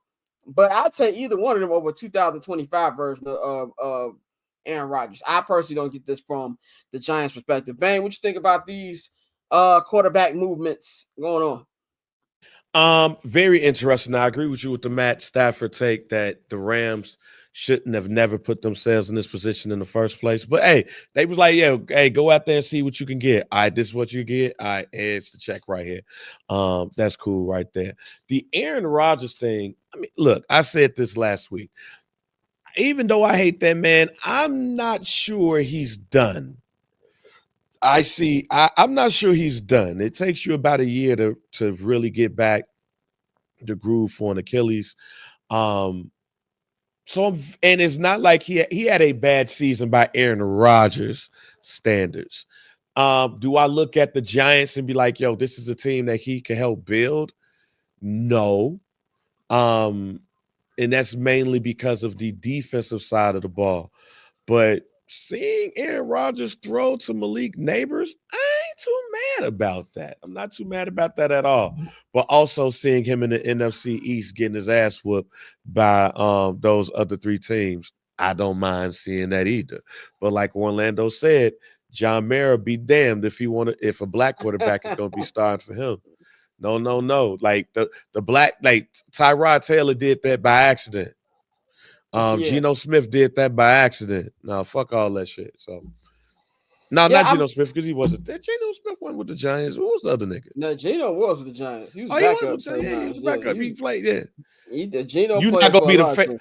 You're not gonna be the face of the Giants, black boy. And what you think about? Did you see Shedeur? What Shedeur said at combine? So yeah, and I'm with him on that. Like when you get Shedeur Sanders, it's more than just a talent thing. Like it's going to be a culture change. He's not going to a team that's going to be uptight. So the Giants is not a team that's going to draft him.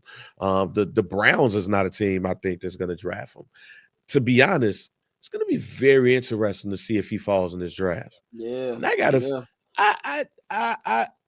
I don't think it will happen, but I would not be surprised if he ends up like Aaron Rodgers. Oh, you talking about like being a backup for 4 years? No, I mean dropping in the draft. Like, oh, severely. I get what you're saying. Yeah, he dropped a lot, nigga. I would not be surprised if Shedeur drops. I think it's gonna be interesting. I'm gonna tell you what that's gonna be interesting right in a minute because of what other topic we got coming up. But I want to talk about Abdul Carter. Abdul Carter could be number one draft pick, a guy that I was high on at the beginning of last year, and I was actually mad he had such a great playoffs because I kind of feel like that's when he got on the national stage. Like people knew of Abdul Carter, but after his run in the playoffs, he shot up the charts. Because at the beginning, I was hoping, yeah, he'd be nice to have a 10. There's no way in hell he's making a 10. There's no way in hell he's making a 5. But some new news came out this week. He has a test revealed that he has a stress fracture in his right foot. And they were trying to figure out whether he should go surgery, which had been a 8 to 10 week recovery, or continue to go through the way he's been going with his training and have his pro day up at Penn State. After consulting with doctors and receiving more test results, they indicated the potential number one overall pick that they would not do surgery. And they said because they would have to put a screw in his right foot, and that was not advisable. Carter did not participate in on-field drills, according to USA Today, and said that he will be continuing to prepare for his pro day, which will be March 28th at Penn State. I understand the reasoning before it, because I don't think this surgery would have obviously hurt his draft stock too much. I still think he goes top 5. Even with that, he's just that much of a monster. But I'm honestly concerned. Like, stress fracture ain't nothing to play with. You getting foot injuries already before you even stepped on the NFL field. I'd be concerned. Not concerned to the point where I wouldn't draft him. But if I'm a team like who's going to be drafting number 1 or number 2 or number 3, I don't know. I might, and this is not just my inner Bear fan saying this because I want him to drop. I'd be a little bit more hesitant if I'm putting the face of the future of the franchise on somebody who's already got a major injury like this. Ben, do you think I'm overreacting with this? I'm just overall concerned, even though this man is a great player. I am overall concerned because he has shoulder injuries. He has a shoulder injury and he has a stress fracture in his foot. And it just feels like it's a situation where you might have to break that mark and then have all of that rehealed. Is he somebody I'll take a chance on? You goddamn right, I'll take a chance on him because I think he's gonna. I mean, if it was that bad, Drew Rosenhaus would have him get surgery. But if there was an organization that was like, I don't know, I wouldn't be tripping if that was the case. I just think that with all of that, you just got to pay attention. And I hope, dude, okay, he didn't tear his shit up doing the flip and shit at the combine. But yeah, I think it's definitely something to look out for when it comes to a potential number 1 pick. You saw that the Tennessee Titans told Howard Landry III, go ahead and look for another team. That's a clear sign that Abdul Carter is going to be the number 1 pick. Yeah. It's going to be an interesting draft. A draft that I'm glad that I already have a quarterback. Because and that's why I said last year, throughout all the dumb Justin Fields, Caleb Williams debates we had, you don't pass up on him. Because you bring Justin back and he sucks again, then what do you do? Everybody talking about this mysterious hall was driving me up. I wanted to jump off a building because of that conversation. And you seeing why I didn't want to have that conversation. I mean, low key, the hall could have been because of this quarterback draft. Like, you ain't gonna get one this year, my nigga. Like, and yeah, but who's coming next year? Arch ain't coming next year. Exactly. So you stuck for the. Yeah, that's what I'm saying. Yeah, that's what I say. You stuck for the next 2 years. So if you were smart, you probably would have told the Bears, you can have anything and everything you want. Go sign you a free agent. Even the free agency class is not necessarily. But hey, man, Jackson Dart is going to be a sleeper in some people's eyes. Somebody, Rich Eisen brought up Jackson Dart too on the show this week. Couple trade rumors going on, or is my man Lotto likes to call the draft the gossiping convention in the NFL.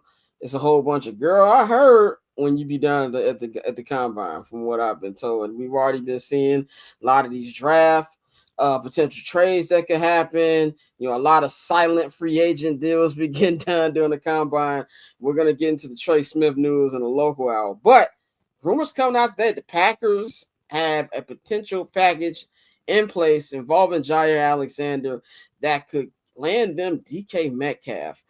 We've also got trade rumors that Deebo Samuel, who obviously the Niners are giving him permission to find another team, is deciding between where he wants to go, Washington, D.C. with the Commanders or Houston with the Texans. I'll put it like this. The DK trade, if DK became a Packer, my reaction is, I don't know if you've seen this video with this dude was being shown something by this news anchor. He said, yeah, I'm a little concerned, but I packed that thing too. That's how I feel if the Packers got DK Metcalf. Like, yes, it's a little concerning, but I like our wide receiver room. And if Ben Johnson is the offensive guru that we expect and hope he is, I'm not losing sleep at night because the mid king himself, Jordan Love, got him. I'm just not. DK is a great wide receiver, and when there's smoke, there's fire. the Packers have been in a lot of conversations the last couple of years to trade for high impact players, and something always happens at the end for them not to get them. So I think we need to wait and see till it actually goes down. But it wouldn't surprise me if this goes down. Debo with either DC or Houston. Whoo, man. I'd rather see him Houston for NFC purposes. Take your ass to the AFC. But I think he would fit perfectly with the Washington Commanders. It'd be a perfect fit. The way he plays football, I think it'll help Jaden out even more. I think they'll be able to run right in that Cliff Kingsbury offense. I don't know where he's going. He has ties to both. D'Amico Ryans was a coach with the Jets. He also has some ties with the general manager of the Commanders too. So I think that's something that's going to come down to the wire. But I think the best fit for him is the Commanders. Ben, what do you think about these two potential wide receiver trades? All right, first of all, it's definitely the Kiki convention at the combine. Shouts out. Also, it's the damn you look like this, because shouts out to one of my employees there out at the combine right now. And I won't tell you the people he named, but he was like, damn, they look kind of rough in person. They look kind of rough in person. I got a text from somebody who I won't put their business out there, but they told me somebody who I ran into the Super Bowl, like, nah, the combine where it's at. He said everybody be gassing out the Super Bowl, but the combine where it's at. I was like, oh, really? Yeah. I will find out next year. Yeah, it's definitely the Kiki and What's Good convention, because what else it is to do in Indianapolis? But find out what's good. And watch Tyrese Halliburton play. Exactly. The Debo going to the Packers is very interesting, because you finally probably get a wide receiver that you trust. Debo, I'm not sure if Debo is going to really be healthy fully during the season again. So I'm really looking at that DK to the Packers and like, man, I don't want Jordan Love to actually get a good known wide receiver, like one that's like the talent is there. You're not hoping that it pops out. But I'm also interested in seeing what the Tennessee Titans do with that number 1 pick, and seeing what conversations can be had at the combine. I'm interested in hearing the rumors that might come out about that pick, or if something happens, maybe like next week with that pick. I know I might be jumping the gun a little bit, but these are all of the things that happen during the combine. All of those conversations happen about trying to get a haul for that pick. Do you really like one of the quarterbacks that's out there? Is Abdul Carter really the generational talent? What somebody's gonna do with Trav? Like, it's the Kiki convention, and even some of the deals that might not being talked about is rumors. But you never know what might happen. I'm not throwing it out there. I don't think it will happen. But when you hear Ben Johnson basically like, hey man, I fuck with DJ, but his ass gonna have to block. I'm glad he said that. I mean, I'm glad he said that too. Really but when you hear shit like that at the combine, you like, so what you mean? Like when you hear some of the things that these coaches talk, Myles Garrett, when you hear the GM like, oh no, he unmovable. So what do you mean by that? Yeah, that's a lot more meaning. I get what you're saying. Yeah, like I typically don't believe anything between now and the draft, but I like hearing the conversations. Yeah, this is peak Lion season. Peak Lions. I mean, the DJ Moore trade for the Bears to get DJ Moore and the pick ended up being Caleb came together during the combine. Like that's what Brian Pohl said the conversation started. So it's definitely where people do a lot of business. A lot of deals are done under the table at the combine. As far as the number 1 pick trade, even though he blocked me, Ben Albright said that he expects this trade to go down. Now, I don't know what his field goal percentage is on being right, but he has a lot of people blocked. Like, I don't remember why he got me blocked. I'm pretty sure I said something. But, yeah, that's what we said. There's been a lot of smoke on that, and it would make sense to me, too. I think one thing about the draft, this is personally why I don't really care for mock drafts. You really can't predict them. Everybody had Rome Odunze going before the Bears got him. I don't remember last year in the group chat, I think it was Mikey. He was like, "Yo, the Bears are gonna miss out on a wide receiver. Look at all these mock drafts. They got all the top ones going before we get to the Bears at pick 9." And obviously it didn't go that way. And so there's always a surprise. And last year, those surprises, the last year's draft was pretty much, I won't say figured out, but it was a lot more sure than where you are right now. I have no idea how any of this top 10 is going to look in about 2 months from now. And so you're really starting to see conversation pick up. And number one pick, who is Tennessee? Tennessee is an interesting situation here because I've always said I get the Abdul Carter thing. I know people aren't high on these quarterbacks. I still would go quarterback because of their quarterback situation. Let's just say Abdul Carter is the stud that we expect him to be, and you still got quarterback issues. I think you got to find a way around that, man. So maybe they're in the conversations. One of these, free agent quarterbacks. We ain't heard nothing about Aaron Rodgers and Titans, but Aaron Rodgers does have a house in Nashville.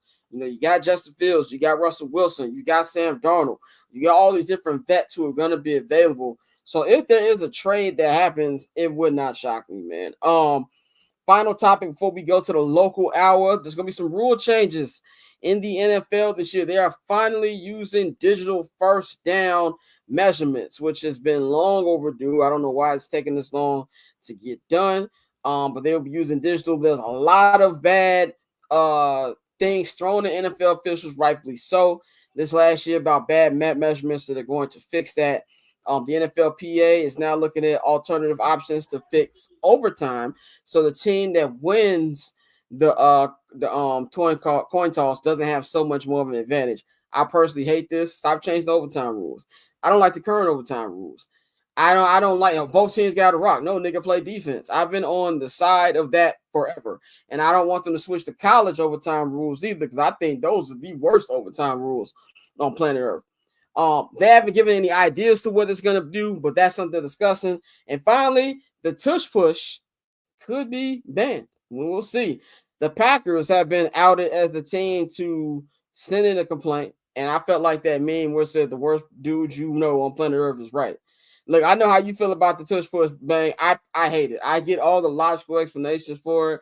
I get if you should do it yourself, learn where to stop it. I understand it. Just as a personal fan, I hate it. And if they do ban it, that's perfectly fine with me. Bane, what do you think about these possible rule changes coming to effect next season? Overtime rule, I'm good with. Bring the playoff rule to the regular season. The digital thing, I'm sorry. That's probably the one I'm like, oh man, I miss seeing them trot out. I'm gonna miss them to trot out the chain and shit, and being able to pick the little part of the chain up and that thing, and the chain be like this little, like, oh man. But the tush push, leave the tush push alone, man. If you can't stop that motherfucker, then that's on you.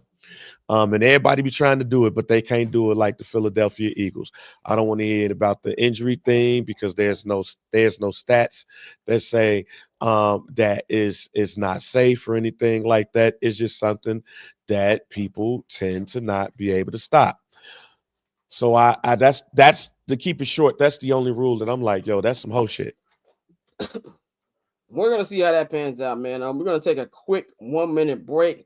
On the other side, we are going to be having the local hour. Me and Bang gonna talk about the Bears news that has been happening down the combine, and then I'm gonna be joined by the homies, the 108, as we're gonna talk a little bit of White Sox baseball, man. Possible ownership changes, what should fans expect this season, and I'm gonna get their take on the 2025 Chicago Bears, man. So we're gonna take a break, and we'll be right.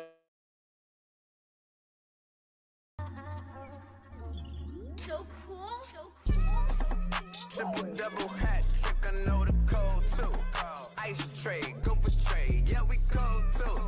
Getting paper on these player haters, old news. Money on the other line, so I'm not gonna hold you. Money on the other line, so I'm not gonna hold you. Money on the other line, so I'm not gonna hold you. Money on the other line, so I'm not gonna. Welcome back, ladies and gentlemen, to our. It's more than an hour. We about going to an hour 3 down there, but I'm not gonna hold you here, and when it's time for the local hour. It's the local hour. There we go, ladies and gentlemen. Local hour. If you're a Patreon subscriber, you will get this individually for y'all, man. And shout out to everybody who told me that we needed time codes, chapters for it. We got chapters now on the YouTube version. I'll be making those in post-production. So if you don't want to watch the entire show, you just want to see certain topics we're talking about there, all of that will be in the description box by tonight. Let's talk about the beloved. Let's talk about the Chicago Bears. By the way, the 108 will be joining us in about 20 minutes. We're going to talk some White Sox baseball. But the Bears, Chicago Bears, had a big presence down at the Combine this year. For the first time in 3 years, this was not all eyes on the Bears. 2 years ago, all eyes were on the Bears because they had the #1 overall draft pick. The questions were, will Ryan Poles trade the pick or will he keep Justin Fields? And then last year, he had the #1 pick again. And there was questions, would they keep it? Would they keep Justin Fields or would they actually draft Caleb Williams? What's Caleb Williams going to do? How's he going to respond? Is he going to throw the ball? Everything was so blown up with Caleb last year. A year later, Caleb had an up and down rookie season despite breaking lots of Chicago Bears records.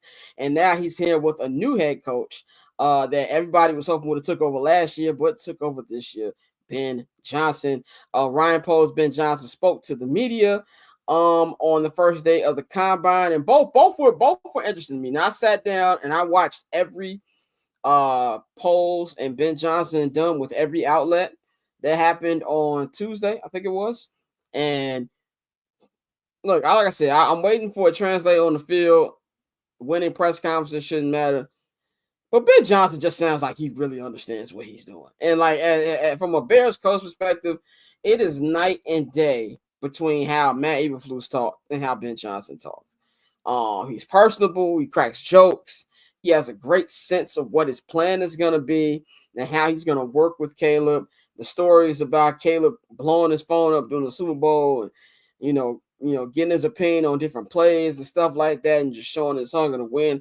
I personally love, and I have full confidence that he knows exactly what the Bears need to do this offseason to get to where they need to get. Ryan Poles was it was interesting because it was peak Ryan Poles, not peak, but it was typical Ryan Poles. But I feel like the confidence wasn't wavered. Like it feels like he's still very confident in himself.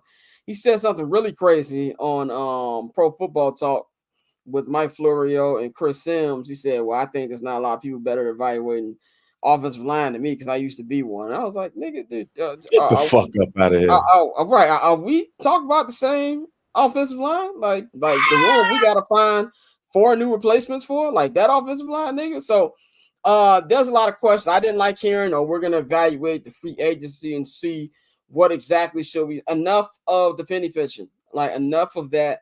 So I was kind of, Pole's words did nothing for me. Unlike Ben Johnson's words, where I felt real safe and like, okay, this nigga knows what he's talking about. I did not get that vibe from Ryan Poles, and hopefully he's not doubling down on his stupidity. Hopefully he sees the mistakes that he made in past drafts and made in past free agencies and like, yo, I can't make that mistake here because we can't ruin this kid, and I don't want to lose my job. And if you're a black general manager in the NFL and you lose your job, 9 times out of 10, you're not getting another GM job again. You might as well get ready to learn how to talk scout again because that's exactly what it's going to be.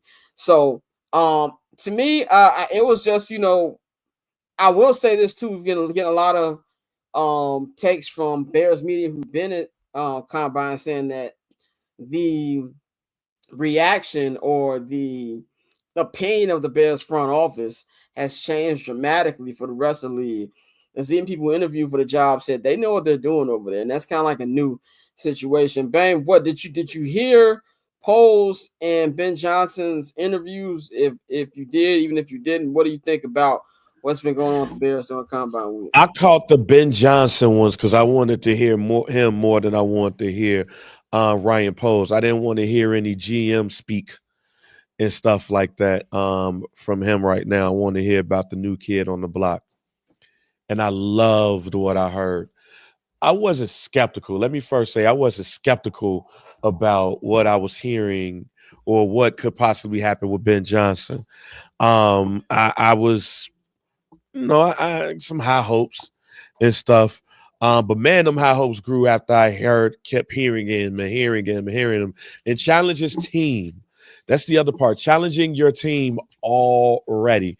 Now, as far as Ryan Poles and what he was talking about, as far as offensive linemen in the draft and all of that, man, kiss my ass.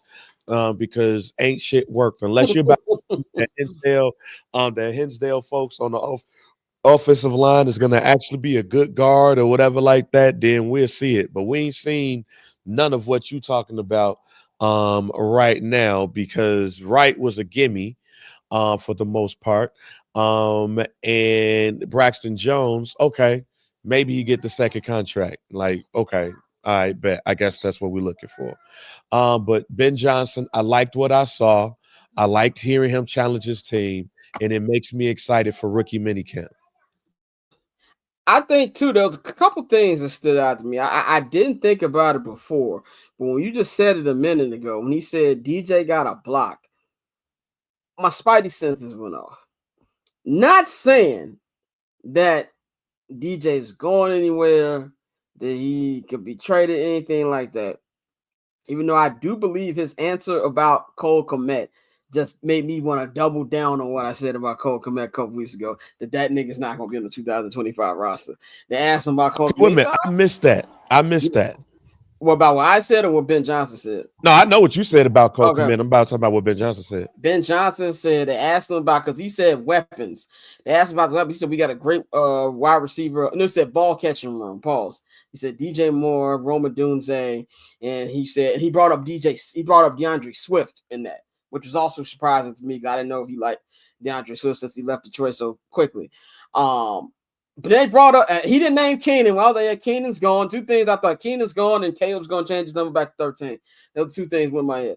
But when they brought up Cole Kmet, he was like, well, he does some good things. He catches the ball. He had a down year last year, but he's just such a big guy. He's a real good target. I was like, that wasn't exactly the greatest sign of, your job is safe. And not that I don't think Cole is a good player. I think Cole's a good player. And I think his contract, what he's making, is perfect money for who he is as a player. My issue with him, he's almost as slow as me. Obviously, I'm joking. Nobody is as slow as me, but he's very, very slow. He sometimes he doesn't act like he's as big as he is. Catch the ball, nigga. Run him over. You know what I'm saying? Like so many times he thinks he's Johnny Knoxville. You're not. You know what I'm saying? You're a big dude. He doesn't use his body the way that a Travis Kelce or a Gronk or anybody who's a big tight end uses their body. And if you look at the people that have been in Ben Johnson's system, Sam Laporta's a big guy, but he's agile. You know what I'm saying? He's athletic. And it moves with his system, which is a lot of speed. You know what I'm saying? You're not going to get that with Cole Kmet. So that's my hot take. Who's not going to make the roster? And not that they're going to cut him. They're not going to cut him. He still has value. I believe that he could be a trade candidate. But after hearing what Ben Johnson said, I'm even doubling down on that. And as far as the DJ thing, I don't think that means DJ be traded. I think DJ just got a contract last year. He's the highest paid player in Chicago Bears history. I think he's safe, but I definitely think he's going to test him. And we're going to really see more from DJ as far as like unlocking his potential more than there's already been. What did you think? I mean, can you delve a little bit more, divulge a little bit more into what you think about the DJ comments and what you think about what he said with Cole Kmet? I could just put it as a specific player comparison. When you look at it, DJ Moore in this offense is supposed to be the right St. Brown. Amon-Ra St. Brown. That's what he's supposed to be. But you know what Amon-Ra St. Brown can do very well? Block. Yep. So if you're leaving Amon-Ra, the right St. Brown, and you coming in to DJ Moore, and as far as talent goes, he's probably even more talented than Amon-Ra St. Brown. The expectations are higher. And DJ has said, hey, yo, he challenging folks. He challenging me. I'm a little scared. DJ had mentioned during the Super Bowl, I'm a little scared. I don't think DJ bullshitting. I think DJ, you get what you asked for. Y'all want to be coached up? You about to get that because again, you're not gonna leave Amon Ra and then come and then you half-assing out there on that field. You have a complete player comparison in way this offense runs and your fit in there. Do it. Rome, you're gonna have to finish them routes, my G. But when you look at, like, I keep seeing people say Tim Patrick might be a bear and all of that stuff. No, they need a Jameson. Big said that today. So if Big said it, there's some smoke around that. I mean, yeah. What I'm saying is they need a Jameson Williams. Yeah. That's who without the off-field Jameson. Yeah, without the off-field shit. They need a speedy wide receiver. Yeah. And Tyler Scott's not it. Tyler Scott's not it. They need what Taylor Gabriel was his first year with the Bears. Yes. They need a speedy wide receiver that can open up the field for Tim Patrick, aka Rome Odunze, and DJ Moore. Can Cole be Sam Laporta, or is he more TJ Hawkinson? He's going to have to figure that out right there because Sam Laporta is one of the better tight ends in the NFL. So he better be looking at tape too. Swift can be Jahmyr Gibbs. He can be that. All these versions of Jahmyr Gibbs. Yeah, I mean, he could be the cream soda, red pop version of dude. But the reason why I put that out there is because you don't have a David Montgomery in here. So it's easier to look in this draft, which the two positions in this draft that's looking very well is defensive line and running back. So you could look at the running backs and say, hey, I could get me another David Montgomery, and then Swift could be that speedy person. They just didn't have that. They thought that that Rowe was going to be that, and that didn't happen, and that's not going to happen. So you're going to need a replacement for him in that role too. So they need a speedster. Can you find that in the draft? And can Cole Kmet look at enough Sam Laporta tape, or just go when they go to tight end can you just pull up to the side and be like, yo, what be on? Do something, because if you don't do it this year, you're not gonna be no Bear. You're gonna be with the Colts. And what did Deion say? It's gonna be a lot of luggage moving, and my luggage is Louis. There's gonna be a lot of. One thing I can say about Ben Johnson, I think he's a psycho, bro. His interview with Big Cat was hilarious. You know who I think he's gonna be more like? Who? John Gruden. Hopefully, I think in a non-problematic way.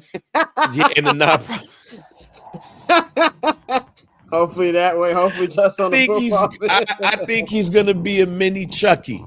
I get Gruden vibes from him when he talks in a non-problematic way. Right. Yeah, I mean, yeah, he's big. First of all, I love how he's messing with Big Cat about him really being from Boston.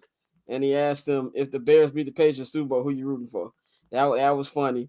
And then saying that if you had to give up a body part to win a championship, he said, well, I already got enough kids. I'm giving up my 2 balls. I'm like, this dude's a psycho. I need my coach to be a psycho, man. Like I say, hey, Chucky, he's Chucky. My favorite John Gruden on the field comment was when they had I think it was I don't know if it was an NFL Films thing. And he told Keyshawn, he said, Keyshawn, he said, sometimes you're like my wife. You're just taking up all the space. He's like, move around. You know, you can see when he came and he changed took that Buccaneers team to the next level, the things that Tony Dungy couldn't do, and kind of unlocked him a little bit. I think he's going to be a more offensively potent version of it. And I also feel that when they're able to coach, because they're not able to legally coach yet, he going to put Caleb through the ringer. And number one thing I'm going to be looking for is the intensity of training camps. Because since I've been calling training camp, I didn't cover any of the Nagy training camps. But all the Flus training camps have not been high intensity. So I'm really interested to see how that's going to be. That's where the Chucky thing come in. Yeah.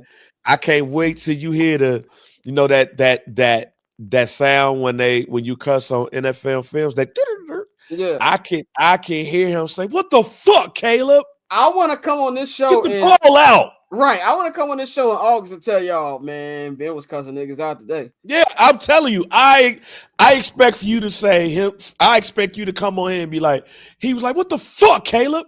Get the fucking ball out. The fuck is wrong with you?" Yeah. And Caleb just Exactly. That's what I want to see, man. Last football topic, we're gonna bring the 108 in a moment. In about 10 minutes, Bane's gonna move to producer Bane. But Trey Smith. I love being right, even if it does come at the expense of my favorite football team. I told niggas for weeks, I will believe Trey Smith will hit free agency when I see it. No disrespect to Phil Yates. He knows the stuff. He's a highly respected NFL insider. But when he told I think shout out our guys CSGO when he told them that I think I don't know if it was Super Bowl week. I think it was it was Super Bowl week where he might hit and it's looking like he gonna hit the market. I'm like, it just no. And after the Super Bowl, I was 100% sure he was staying. But as many times as they sacked Mahomes, there's just no way. Because great offensive linemen, even good offensive linemen, are like good and great quarterbacks. They never hit the market. And if they hit the market, 9 times out of 10, they're overpay, and they really weren't what you expected them to be. Trent Williams is the only one who I can say was straight up excellent when he left his team and went to San Francisco. And even that, I think, was like a signing trade. He wasn't like an actual free agent. Yeah, because he wanted to get the fuck up out of there. Yeah, he's with DC, right? With DC? Yeah, he was with DC. He had, I guess he had like a misdiagnosed tumor. Yeah. That's what it was. That's what it was. So, I was never expecting Trey Smith to hit the market. And we also hear rumors now that out of all the free agents that the Eagles have, they have like 3 or 4 of them on there, that Mekhi Becton is most likely to sign a multi-year deal. And this is not just, and they're also expected to sign Trey Smith. They're tagging him to get a long-term deal. Now, the Chiefs did this last year with Darius Sneed, and they were able to trade him to not San Francisco, but Tennessee. Because of how beat up the offensive line got beat up in the Super Bowl, I don't see that being an option. But what I've told Bears fans, you gotta build through the draft. There's also other options available in free agency that the Bears should get. And Ben Johnson brought up center multiple times during his press conferences, which is very common. The Bears ain't had a center since Olin Cruz. Cody Whitehead was solid his first year or two doing it, but as a legit stalwart, a guy that is going to be there, Olin Cruz. That's going to be important. But they got to hit in the draft. I don't think Will Campbell's going to fall, but I believe the Bears are either going to trade up or they're going to trade down. And there's still some secondary options that will fit well on the offensive line, but with Trey Smith being out of the picture, with Mekhi Becton probably being out of the picture, now you're really going to start to see just who exactly Ryan Poles. Can Ryan Poles make the mistakes? Because now the Trey Smith easy signing, that's not there no more. How do you think the Bears should pivot from that? Well, as first, offensive line, you got to look at the guard position. You got to look at the draft. They don't need to spend all of their money there. I think it was last week's show. Go ahead, get the center position in free agency because you want a center, an experienced center with a young quarterback. So get your center right there. But look at the draft and see what a guard is there. And do you really want to draft a guard in the first 10 picks of the draft? Unless you're going to get a Hall of Fame type person. I don't think you trade up to get him, though. So if Will Campbell falls, or if you fall in love with Banks from Texas. Will Campbell's not trade up to you? No. I don't think, because here's the thing.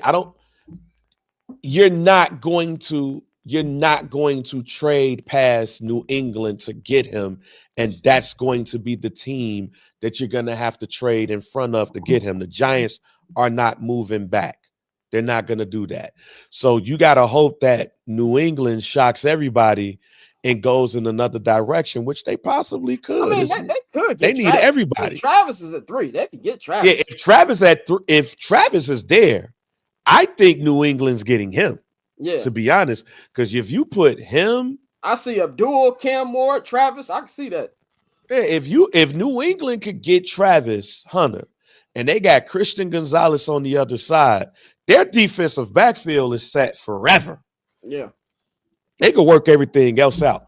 But no, you got to go you could trade, but with the Bears, you could trade back and probably get one of the better guards in the first round still and get some more picks. You still got Carolina's second round pick, so you can upgrade there as well. But again, one of those reasons why I like that free agency is before the draft, because there is other people that you can fill in those gaps with.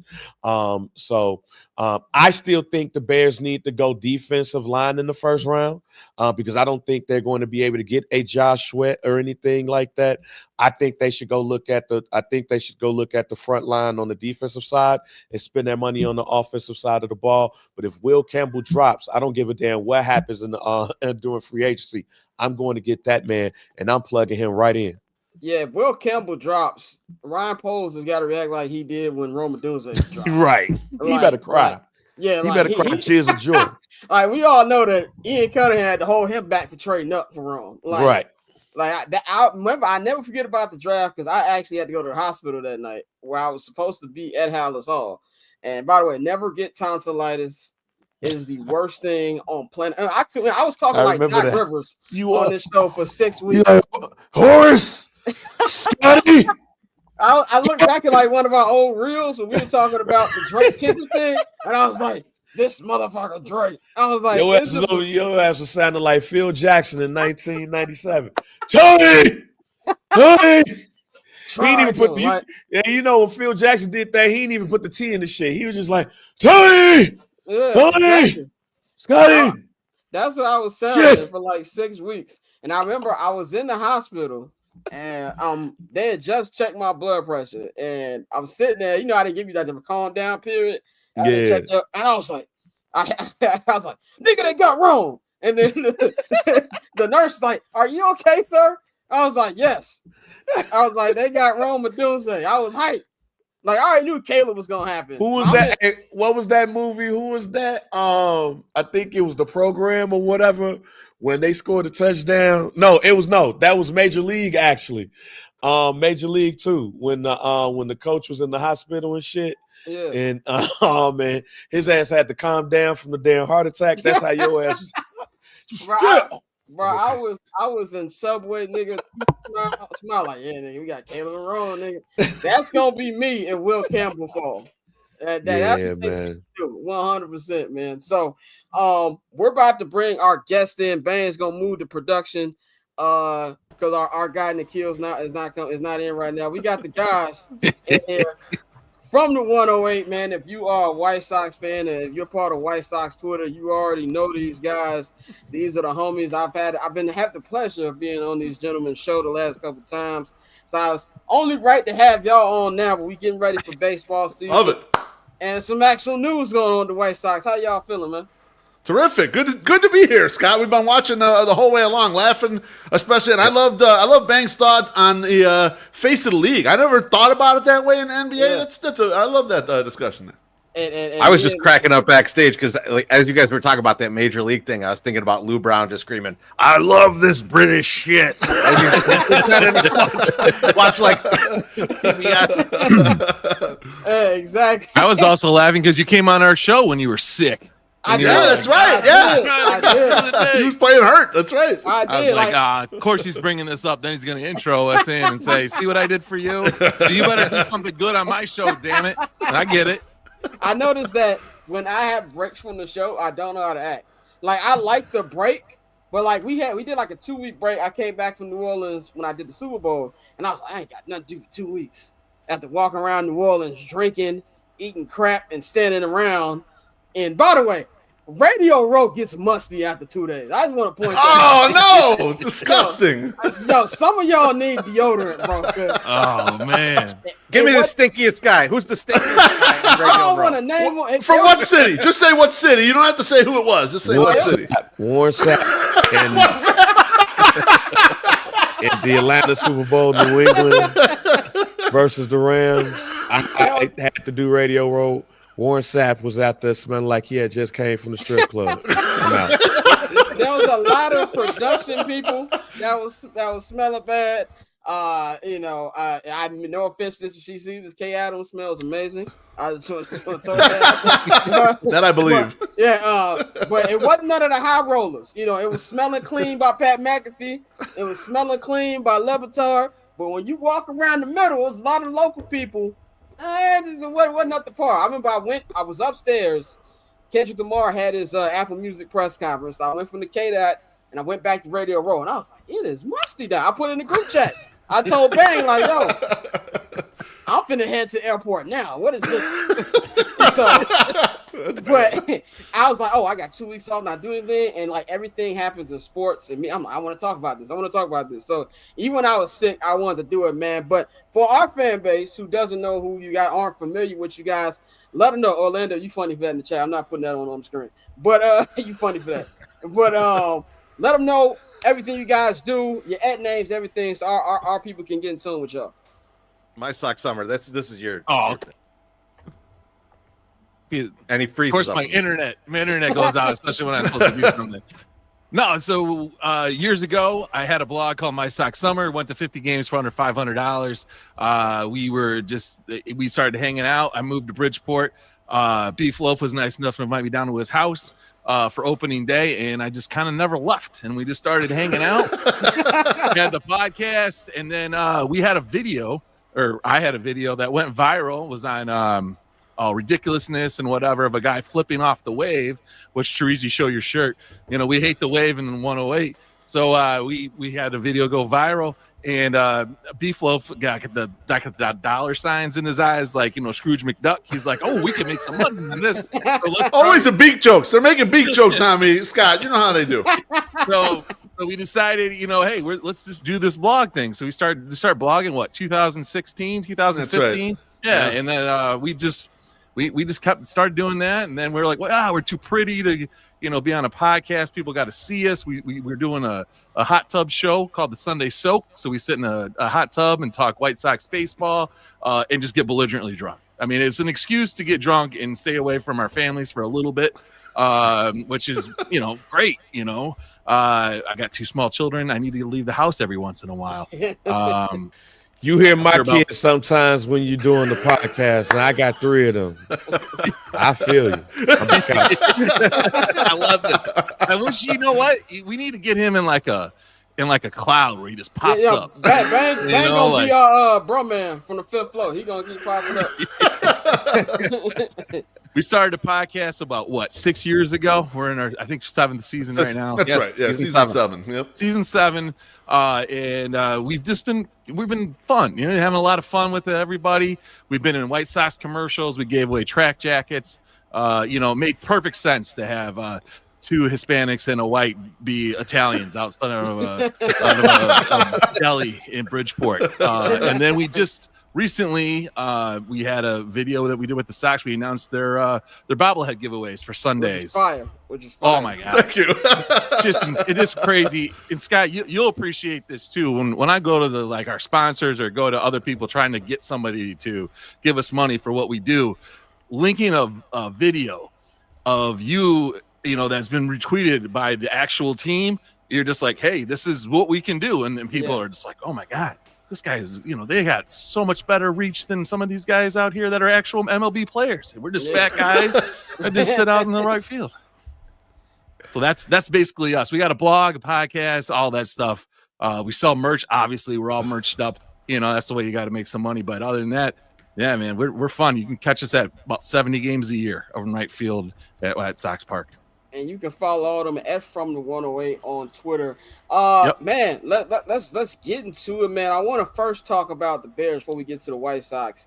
Because the last time I was on you guys' show, me and my brother were basically praying that they got Ben Johnson. And for the first time ever as a Bears fan, I prayed and got what I wanted.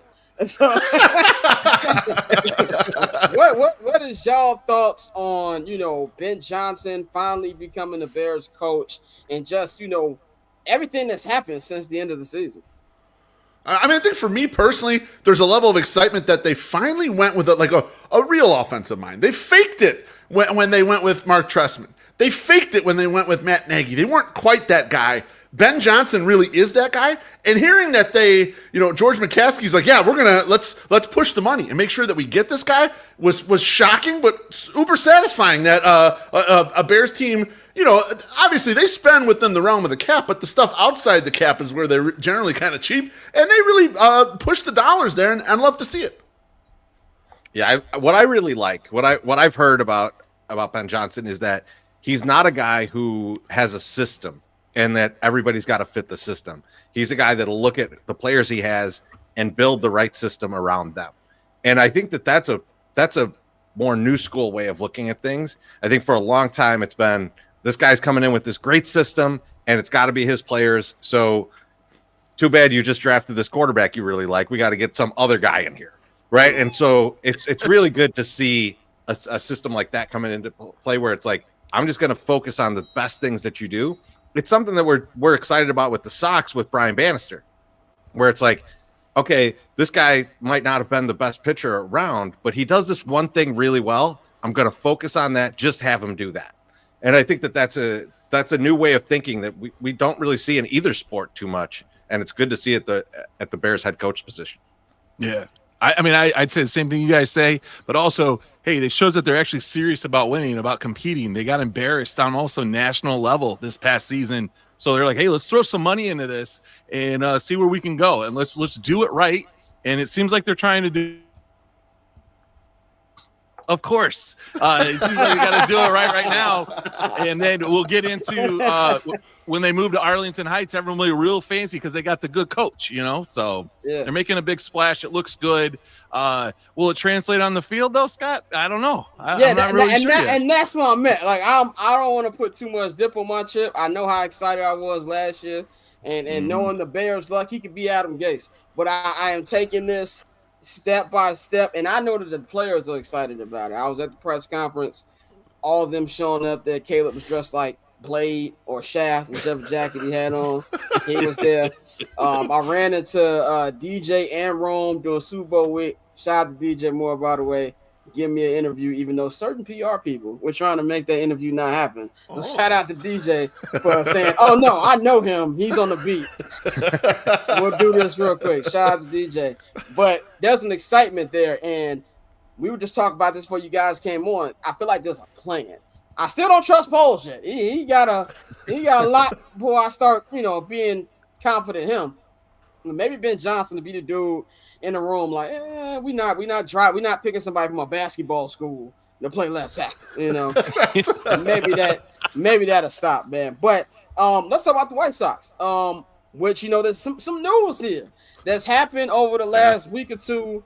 And when it came into the group chat, I stared at the link for a minute, like, I was like, no, it's got to be a catch. Like, I read it like 5 times. I was like, ain't no one here. But Justin Ishaba, who, him and his brother, his brother owns the Phoenix Suns. Now, that's not going too well, as we were talking about Kevin Durant earlier in the show. KD's probably on Zillow right now, preparing for where he's going to live in 4 months. So, but they've got a lot of money. He was already a part owner of the team. He's increasing his stock in the White Sox, ownership stock in the White Sox, and is ending his bid to buy the Minnesota Twins. Now, for regular people, you might think, what does that mean? Nobody, especially not a billionaire, is going to end a bid for a team if he doesn't have a path to actually own the Chicago White Sox. Now, of course, Jerry Reinsdorf, all them came out, none of this is true. Typical business stuff. I want to know what y'all think about it, what y'all reaction was from the news, and is there some light towards the end of the tunnel now for the White Sox? So I'll say that you start. Initially when I heard it, I was like, okay, just another minority investor coming in and buying up some shares at a cheap price. But the Twins piece on top of it is, to your point, Scott, it's like, why would he walk away from the Twins and do this? So there's got to be a path to ownership here. It's I don't see another way that's happening. So I really think that this is going to happen, but I think it's probably 4, 5, 6 years away. The only thing that could accelerate it is if Jerry passes away. But I was about to say, God has his way. I'm pretty sure he's a vampire. He's going to live to like 125. Man. So like, I don't see that happening. But I do see this being the next ownership group. I think at this point, this is the only name that's really popped up. I mean, for a while we were hearing like whispers of Melody Hobson coming in and trying to pick up some minority shares, but that kind of went away. She wasn't in the group when they started talking about the Sox possibly being sold. She wasn't one of the names that popped up there. Ishbia was in there. And finding out later that him and Michael Reinsdorf were picking up a lot of shares a few years back really makes you think that he's had his eye on this opportunity for quite a while. Yeah, I think it's exciting, not just in a normal White Sox fan. Like, we've had 44 years of Jerry Reinsdorf. That's enough for any lifetime. We can get him out of here, and anyone should take his place. And like, that would be exciting enough for White Sox fans. But when you dig deeper, and we were talking about it last night with John Greenberg on the 108 podcast, because we had him on, he had written a couple stories on The Athletic about this. When you dig deeper on Justin Ishbia, he's a founding partner at Shore Capital Partners, which is a private equity firm. And so you think about rich billionaire guy, but this is rich billionaire guy plus lots and lots of rich friends, public pensions, privates, sovereign wealth funds potentially investing in his fund, high net worth individuals. If you want to get a stadium done, those are a lot of people you can reach out to put money in there and invest. There's also proof in the marketplace. These brothers have, you mentioned, they bought the Suns already. They bought the Mercury. They've got a minority share in the Nashville soccer team. So it's not only that they have a lot of money, they've put money down, they've thrown money down. And you mentioned the Suns thing isn't going well, but at least they went out and spent and grabbed some stars and pulled some guys in there. It didn't work the first time, but these are all things that White Sox fans would love to hear. It's not just going to be the next guy who comes in, owns the team, rents seats, and tries to suck the blood out of the squad and earn as much money as he can without spending very much. These guys seem to be aggressive and want to run these teams that way, and so it's extra encouraging from that standpoint. Yeah, they also, it's an owner that maybe is coming from the side of like a fan, a hobbyist, somebody that wants to actually win baseball games and see something rather than turn a profit. I agree with Loaf. And plus, he's in the city. Well, he's in Winnetka, but like he's in Chicago, so he's not going to move the team. He's not going to Nashville or whatever. He might move up the street, might move to 78. Maybe we'll get something real nice. Who knows? Or maybe they'll just redo what we got already. So I don't know. It's a very positive thing, but again, it's the same as with Ben Johnson. It's a hope, and so you're just hoping that like something turns around and it happens right. But it might or it might not. But it'll be nicer to have a top 10 payroll and lose a bunch of games than it will be to have a bottom 5 payroll and lose all the games. So it's nice. It's definitely something. I forgot what show. It's the Hope That Kills You. Well, I forgot what show that was, movie. I heard that. But you gotta have something, especially with Chicago sports right now. Like the other Reinsdorf team, I have nothing. I don't. I hope that Cooper Flag. We get the Derrick Rose frozen envelope. That's all I got for that. But I haven't even watched the Bulls this year, Scott. Because they're on the new channel, and I've been too lazy to put my antenna in. I haven't watched a game, and usually even when they stink, I watch 20 games. But this year I haven't watched a single one yet. Y'all antennas work? Because mine don't. Allegedly they work. I haven't plugged mine in yet. Trezo, yours works, right? Well, mine works, but I'm 7 stories in the air and pointing towards downtown. So mine works. I'm the only one who works. Until the plane goes over my house, and then it gets all glitchy, and then I gotta wait a second. But I've actually watched more Bulls games because there's only like 6 channels that I get in on that, so it's like that's one of them. So I can I'll put a Bulls game on, and the kids are always like, "Hey, let's watch the Bulls," and it's like, why? We don't need to watch the Bulls. You're right. Exactly. Like, you don't remember when it was better. Hey Scott, you'll be surprised. I got a White Sox question. Go ahead. I've moved myself out of the loop for the White Sox. Bang. This never happened. Baseball bang back.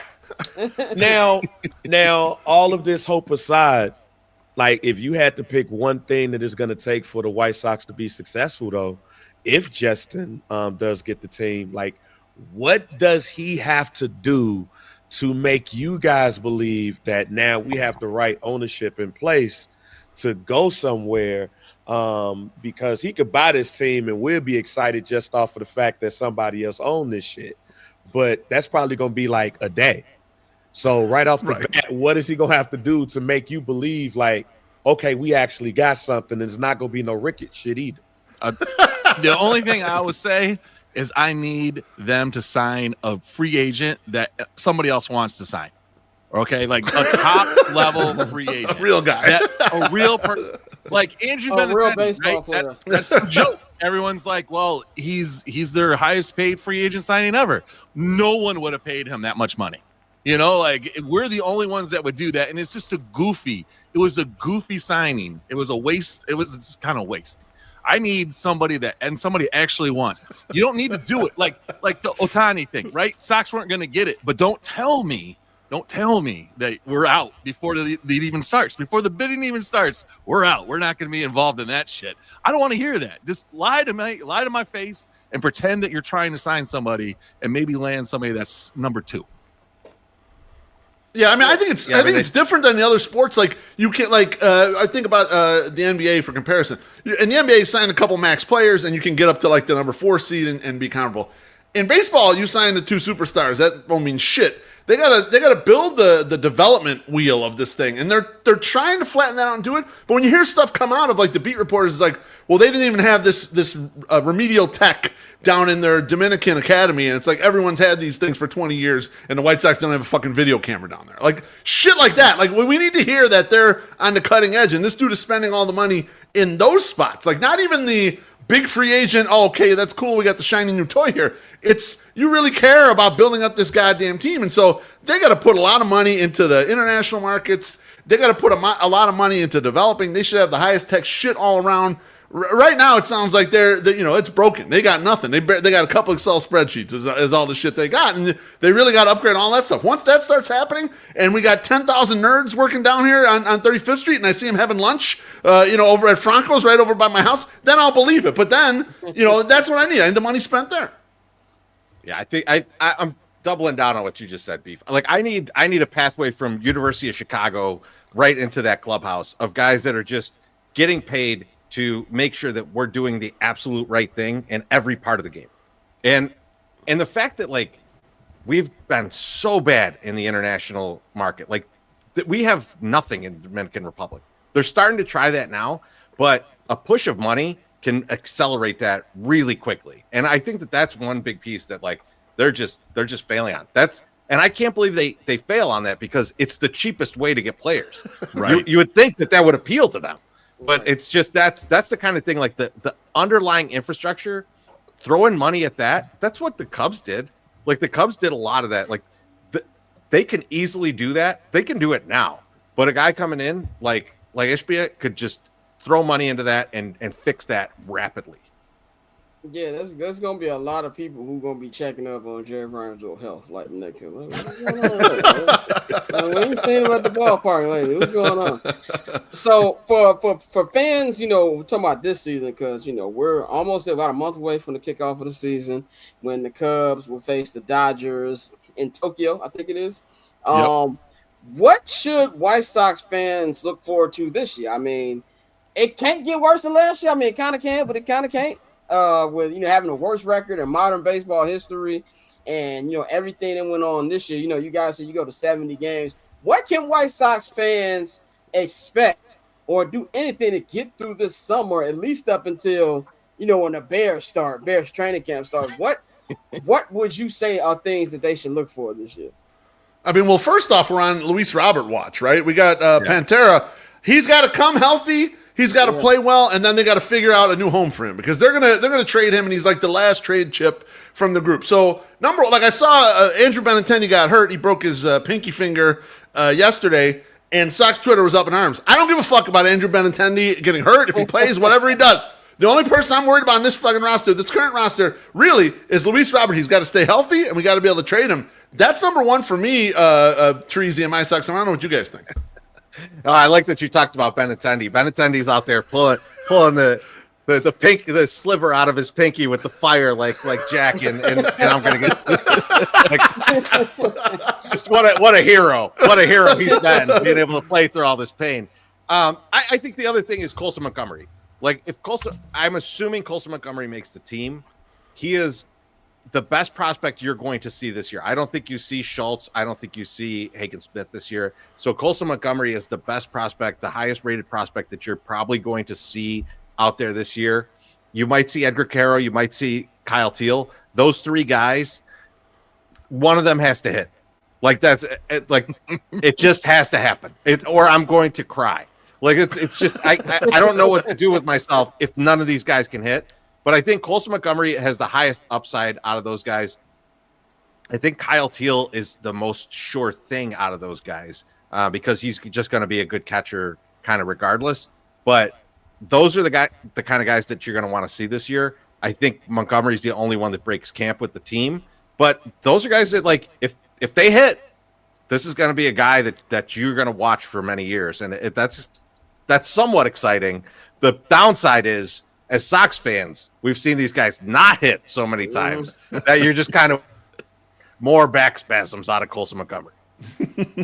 Well, if losing your only superstar off your team or watching baseball players develop isn't a big enough draw to bring you out to the park, they're giving away so much free shit this summer. It's 125 years for the White Sox, so they have giveaways. Our guy Mike Downey over in the marketing department and his team and staff has created great giveaways. There's like 13 bobbleheads. And so if I'm a bobblehead guy, if you're into bobbleheads, they got tons. There's a lot of historical moment bobbleheads. They got Ray Durham.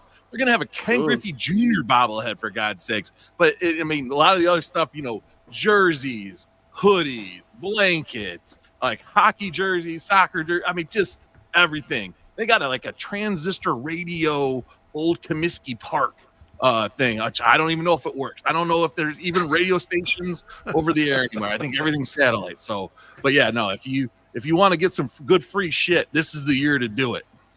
Having a Ken Griffey Jr. White Sox bobblehead is like having a Dwayne Wade Bulls. Yeah, it's nasty. It's nasty. It's like having a Carmelo Anthony Bulls jersey when he was a Bull for like 12 hours. I had to jump in for that, like a King. Hey, where's the Ken Patterson bobblehead night then? Junior was one of my favorite players. I had the White Sox Ken Griffey Jr. jersey in 2008. I was shameless. I didn't care. I was like, look, it's one of my favorite players growing up. I know he's like 80 now, but I just want to see him with the hat backwards in the left field for my team, center field for my team. Ken Griffey Jr. is not even going to be there celebrating. He's going to be taking pictures. He's going to be a photographer for the night. When Griffey came in 08, we knew he was washed, but we were so excited. And then they decided to play him in center field, and he looked so fat and slow out in center field. We just felt bad for him, man. We were like, why did they put Ken out there? But he did throw the guy out at the plate in the Blackout game. He made a play in the Blackout game.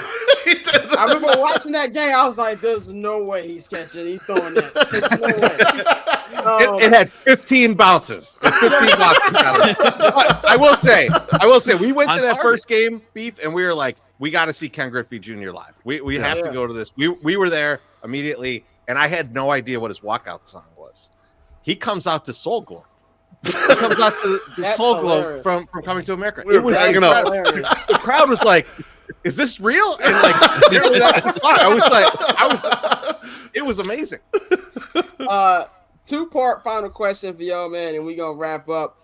One, what can fans of you guys expect from you guys this season, coverage-wise? You're doing any special meetups, any of the games, the final? What is your White Sox record prediction?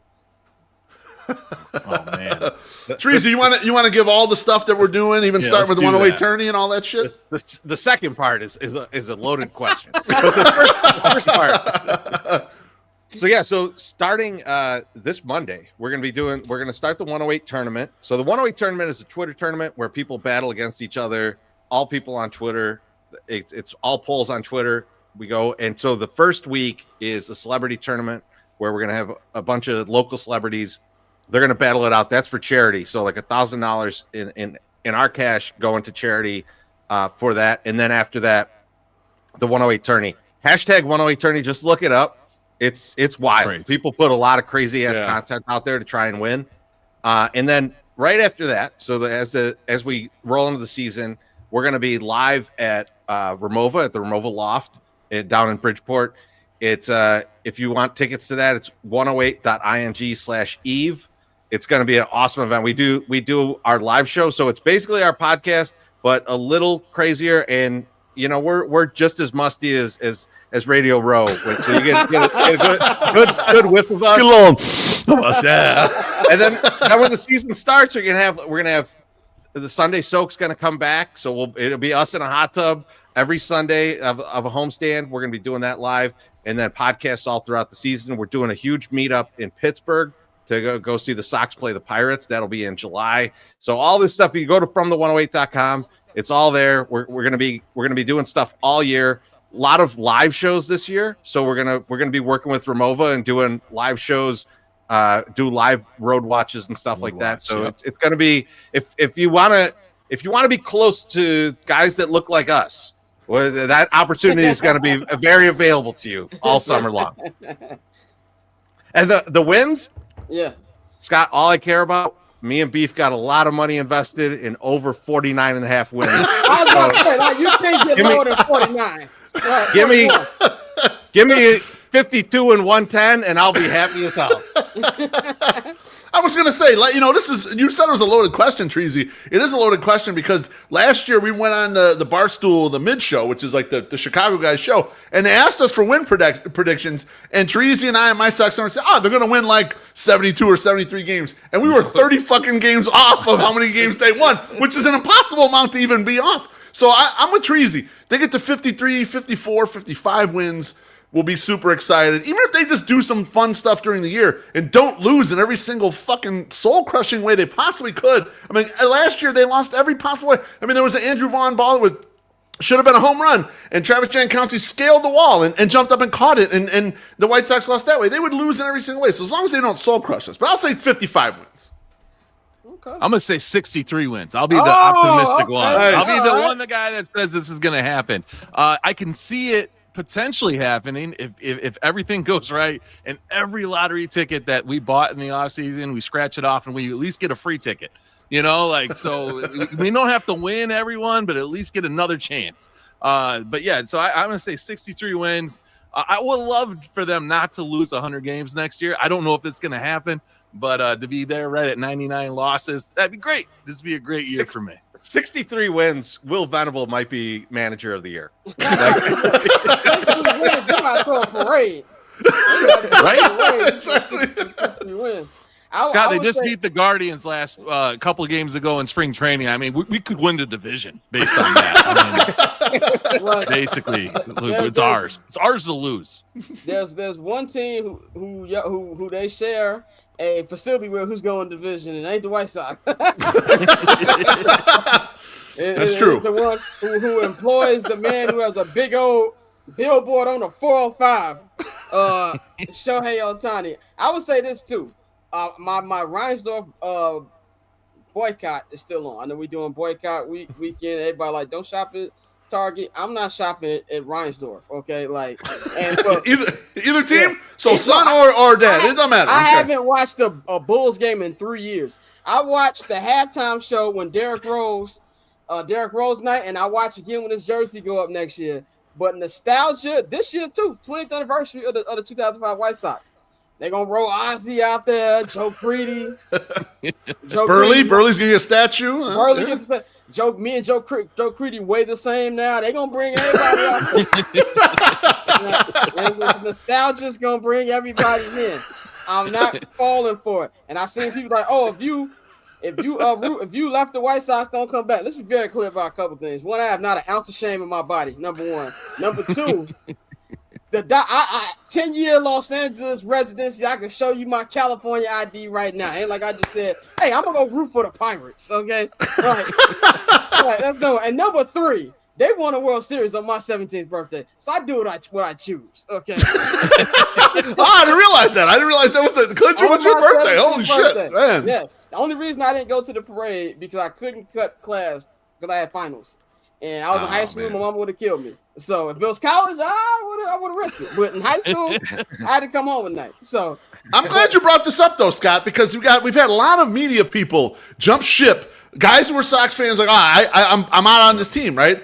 And I just want to let you know, My Sox Summer Treasy and I, we are now the arbiters of who is allowed to come back. You are allowed to come back. You're allowed back in. Lawrence Holmes, not allowed to come back. And Tom Fornelli, we're on the fence about him. We're not sure. We're not sure about Tom, but Tom might also be out. We might tell him he can't come back either. That's the way we're playing it right now. We'll see. Lawrence has been out for 2 years, so yeah. I'm glad I am on that list. I should not be shamed for wanting to watch Mookie Betts and Shohei Ohtani and Freddie Freeman in his one leg. I should not be ashamed for that. And I also had a rule: if you haven't had Leo's Tacos in Los Angeles at 2 a.m. at night drunk, you can't tell me who I grew for in that city. I'm sorry. You can't. But always great to talk to you guys. Glad to have you on the show. Definitely gonna have you back on doing our off-season shows that we have during the summer. Let them know where they can follow you up one last time and how they can get in tune with you. They can go to FromThe108.com. They can find us on Twitter at FromThe108. And also on YouTube. My Twitter handle is at Mr. Delicious13. Don't ask. My Sox Summer is at My Sox Summer. And Terezi's at Terezi. You can find us on Twitter there. We're usually on Twitter. That's usually where we're at. Yeah. Sometimes Instagram, but that's MSS looking at plus size model, not us really making any content. Yeah, no. Yeah, even though I'm a Midwest 9. Yeah. Next time I have y'all on here, I gotta have my brother on here. He was too busy cussing out on Twitter about Russia in his very professional way. By the way, that was my fault. By the way, I saw that. I saw that shit. What? I sent him. I saw the tweet, and I was like, okay, I'm not intellectual enough to respond the way that my brother would. So I sent him a text. And I was like, get him. And he went at it. So next time, I'll have him on here to talk to you guys, man. But always good to holler at y'all, man. Y'all have a good weekend, and we're going to holler at you next time. All right. You too. Thanks, for having us. Thanks, Bang. Yes, sir. Yes, sir. We're going to wrap up this edition of I'm Not Gonna Hold You here on the Barbershop Network and H&B Media. Shout out to the homies, the 108, man. Shout out to Pavy for joining us, man. Definitely a great episode. Y'all can follow me on all social media platforms and at Barberchair Scott. You can follow the Barbershop Network and at Barbershop Co. at all social media platforms. And you can follow the I'm Not Gonna Hold You new Instagram page. I was talked into doing it. I didn't want to do it. I don't like social media pages I got right now, but I had to do it. Shout out to everybody who helps me with marketing and stuff like that. So you can follow the new I'm Not Gonna Hold You page at INGHY show on Instagram. You see it right there at the bottom of the screen, INGHY show. Follow on there, and of course follow our partners at H&B Media on at H&B Media TV on Twitter and at H&B Media on Instagram, man. And of course subscribe to our patreon.com/Barbershop Network. We got 4 different tiers up right now. We've got the 79th and Hallis tier. Me and my brother gonna be doing a free agency preview pod hopefully next week. I'm trying to bring cinema with the guys back. There's a lot of movie and TV stuff I want to get into. Summer Sessions didn't have one last week. Bang has some stuff to take care of, but we will be back next week. And if you want to taste of what we talk about on this show, watch the first 20 minutes of today's episode.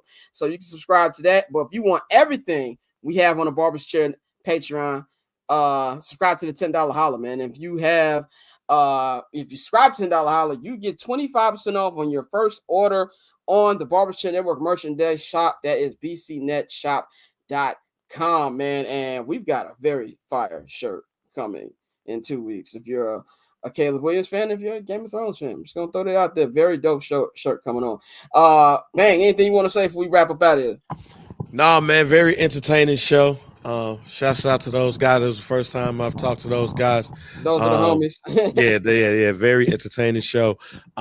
First Black Champ episodes out now, but also we're gonna come back on Sunday. Elimination Chambers tomorrow night.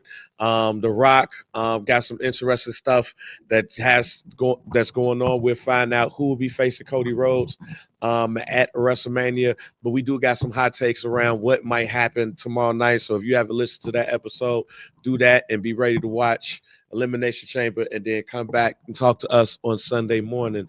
And we'll give y'all our thoughts on Elimination Chamber. And I request to be on the episode of Cinema with the Guys. I want to talk about some of my favorite white cinema.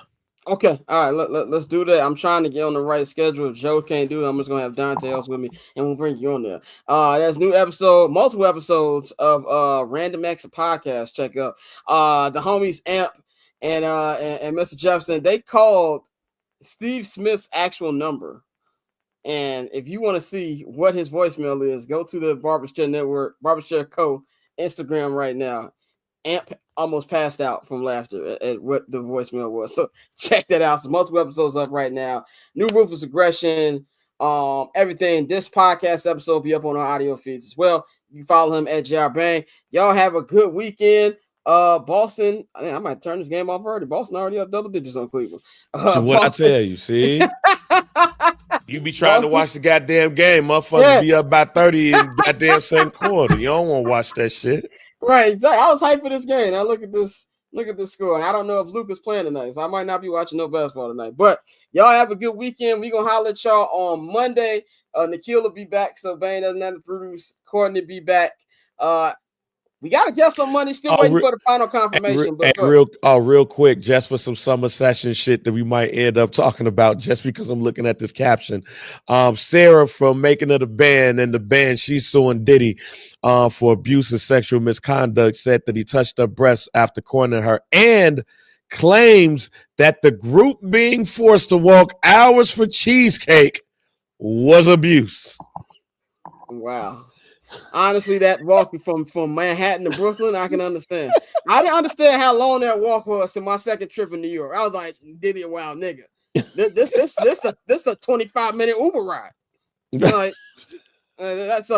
we definitely got to talk about that.